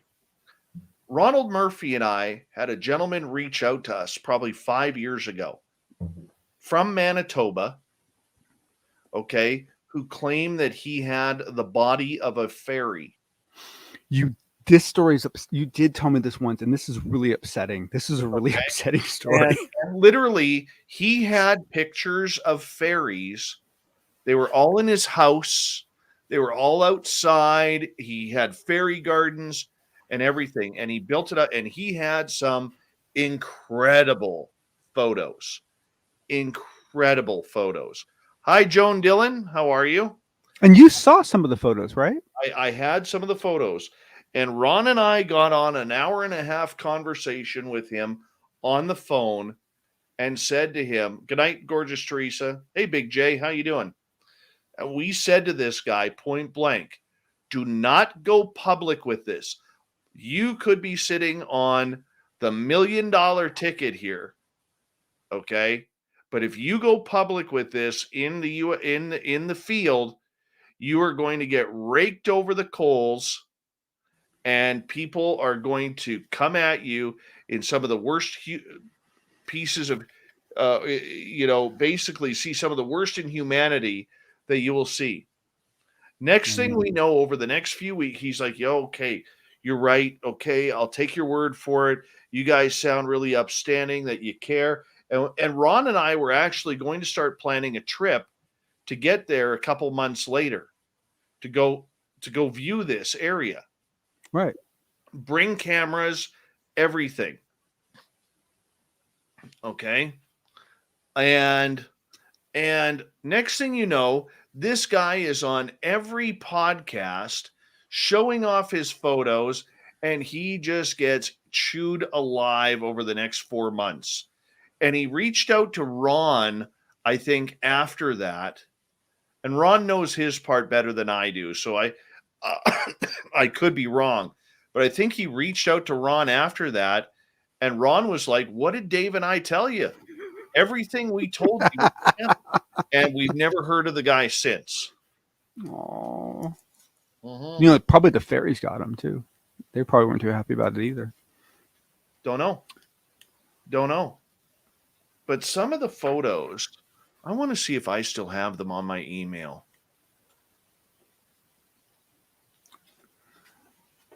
Come on.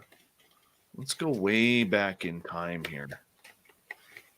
I really admit I struggle with the fairies. I really do. I mean, like I don't even have I want to believe. I want to believe, but it's so hard. It's so hard. Yeah, I don't even have those emails anymore. Mm.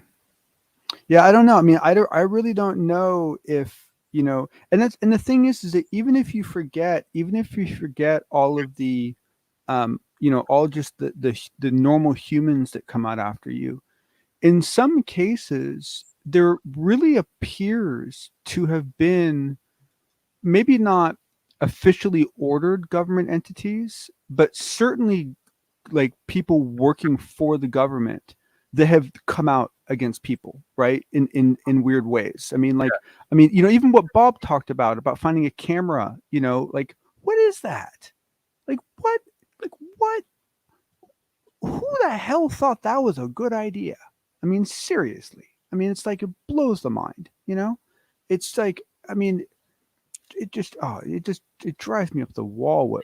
Or like what was oh man, what was that one researcher? I can't remember his name now. He passed away a couple years ago. And like, God, people would just screw with him. They would like they mess with his mailbox and just, I mean, it was amazing what people would. And he wasn't even coming out with his own stories. He was just helping other people come out with their stories. It just drives me. It's really it.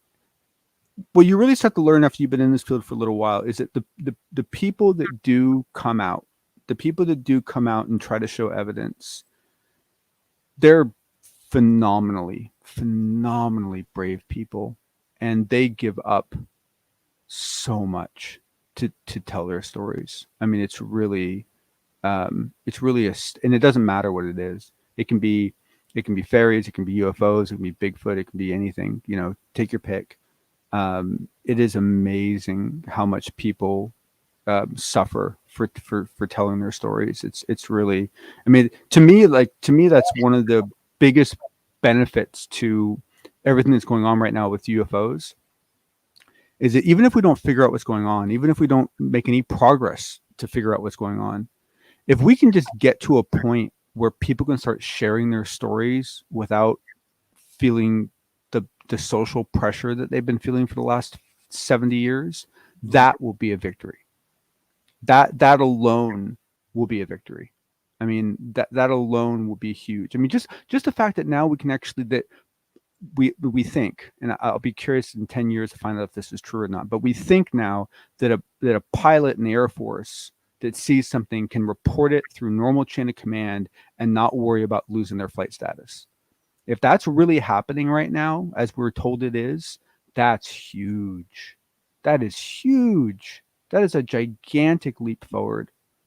That is that is a huge leap forward. And and part of me really thinks, like this discussion that you kind of got started, that we've been having for a long time with all sorts of people, this whole why now thing, And I was thinking about the other day, and I was thinking about how, Kevin Day talks about the fact that, when they had that Nimitz event, there were all sorts of different vehicles in that theater, right? There ships and planes and so forth, and some of them had been upgraded to the Spy 1 radar, and some of them had not. And it was only the ones that had been upgraded to the Spy 1 radar that saw anything at all. Everything that was on the old radar didn't see a damn thing. And I started thinking about it, and I was like, well, that means that before that Spy 1 radar came out, every time anyone said they saw something, the first thing they would do is look at radar, and radar would show nothing, and they would get marked a liar, right? Just right off the bat. And so part of me is starting to think that was it really the Spy 1 radar? Is that what changed things? Because with the Spy 1 radar, now when someone says I saw something, the radar can confirm it. For the first time in history, the radar can actually confirm a visual sighting. And that had never happened before that Nimitz event. Never. And now suddenly all those sightings, now you can actually show evidence for it. Because now you have a visual sighting and you have radar to show. And part of me wonders if that was it. That was the snowball that started everything. I don't know. I think the public, though, also has to realize that they are on the cusp of losing their baby with this. Like ufology is, people have made themselves off of ufology, or they found something that they feel normal with or have fun with. Never mind the experiencers here for a second. Right. Okay. And literally, the public is on the cusp of losing their fun.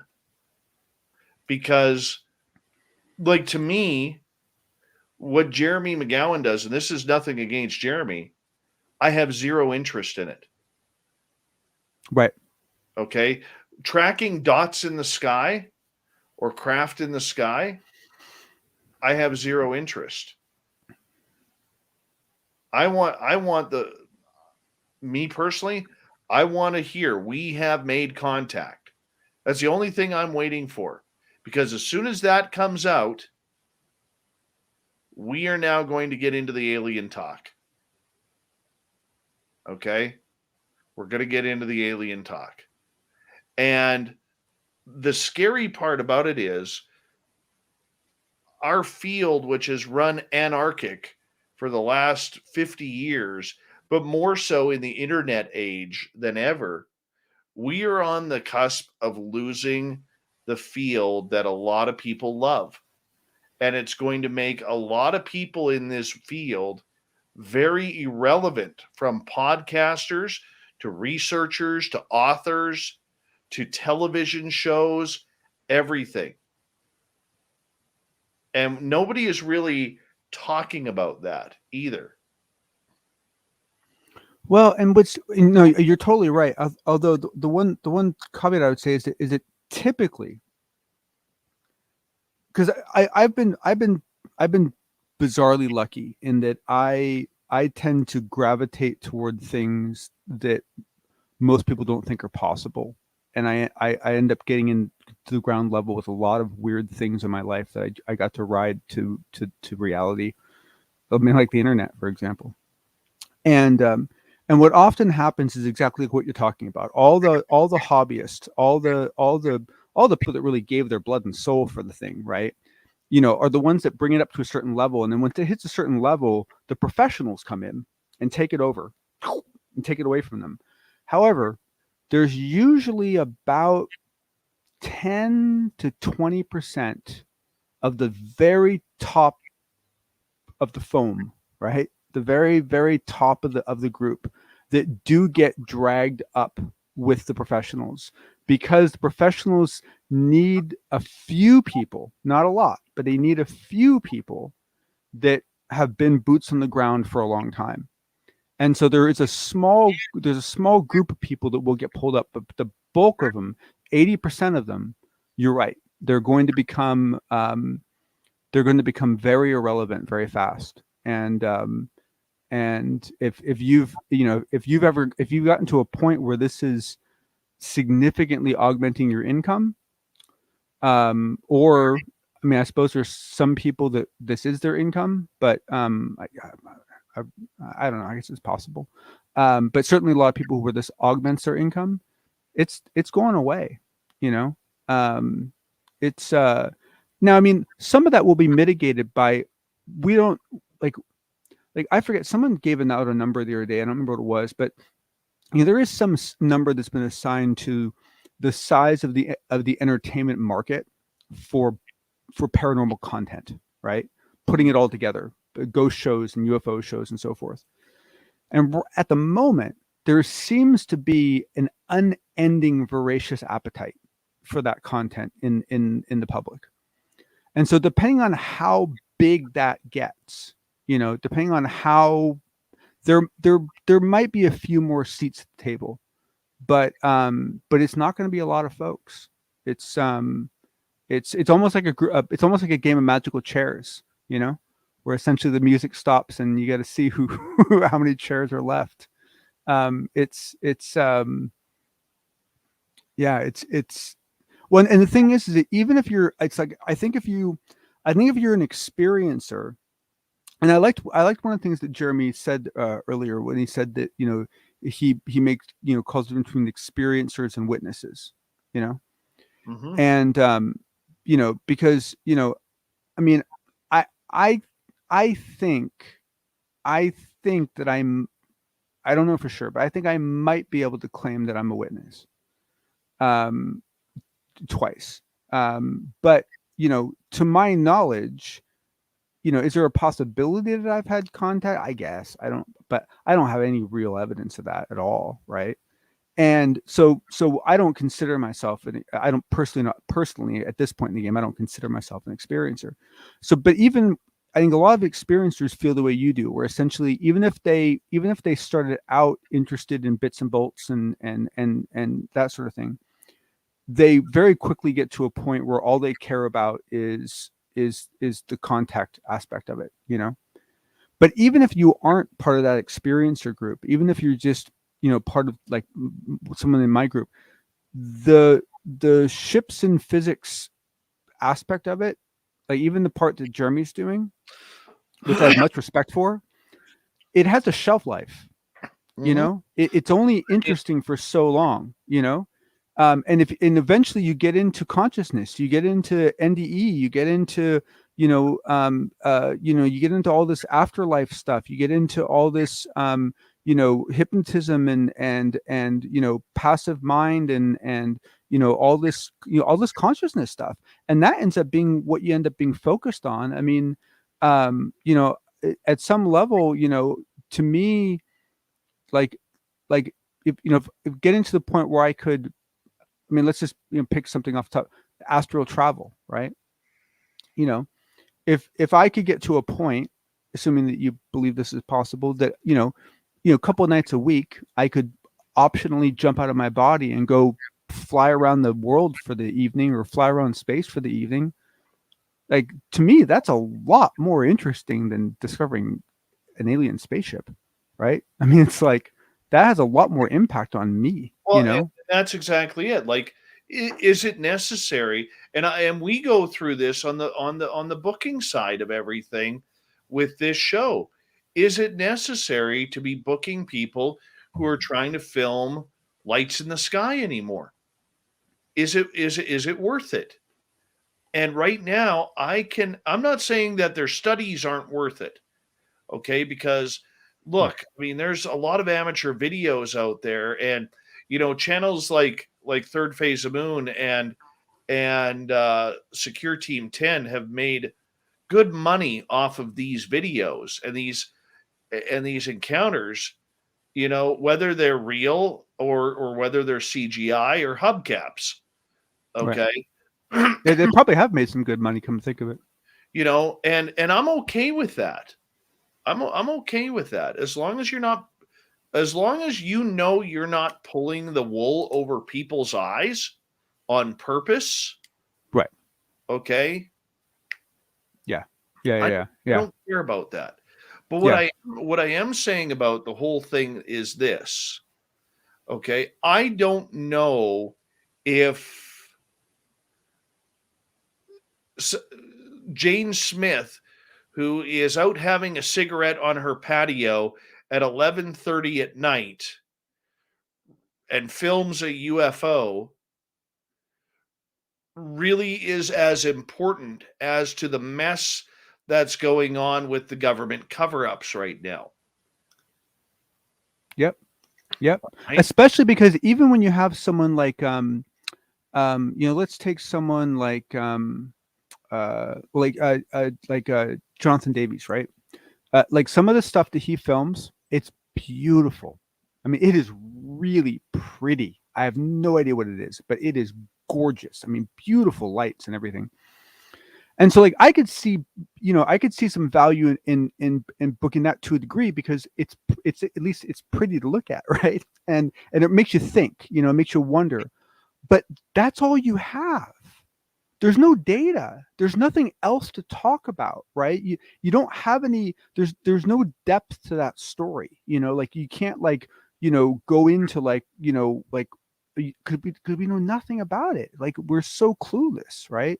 So even the stuff that's well filmed, it's pretty to look at, unless it lands and asks for a hamburger, right? Like, what do you like? There's no data, right? I mean, it's like, I suppose if you had FLIR cameras and and spatial radar and all this stuff like all around it when it happens, and you might be able to get it multiple. Then it might get interesting. If you had any like energy readings off of it, it might get interesting. But at the moment, it's just pretty, you know. That's all it has going for it.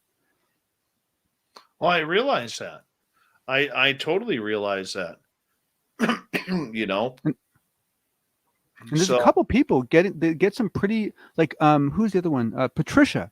Patricia posts some videos that, I mean, my God, that stuff. You know what it looks like? It looks like space jellyfish that swallowed a bunch of LED lights, and the LED lights just shining from inside the jellyfish, and it's like this blob thing that's like undulating in the sky, and it's like, well, I mean, what do you do? I mean, don't get me wrong, it's gorgeous to look at. It's absolutely beautiful, but even if you can prove it's real, what else do you know about it? What else can you know about it?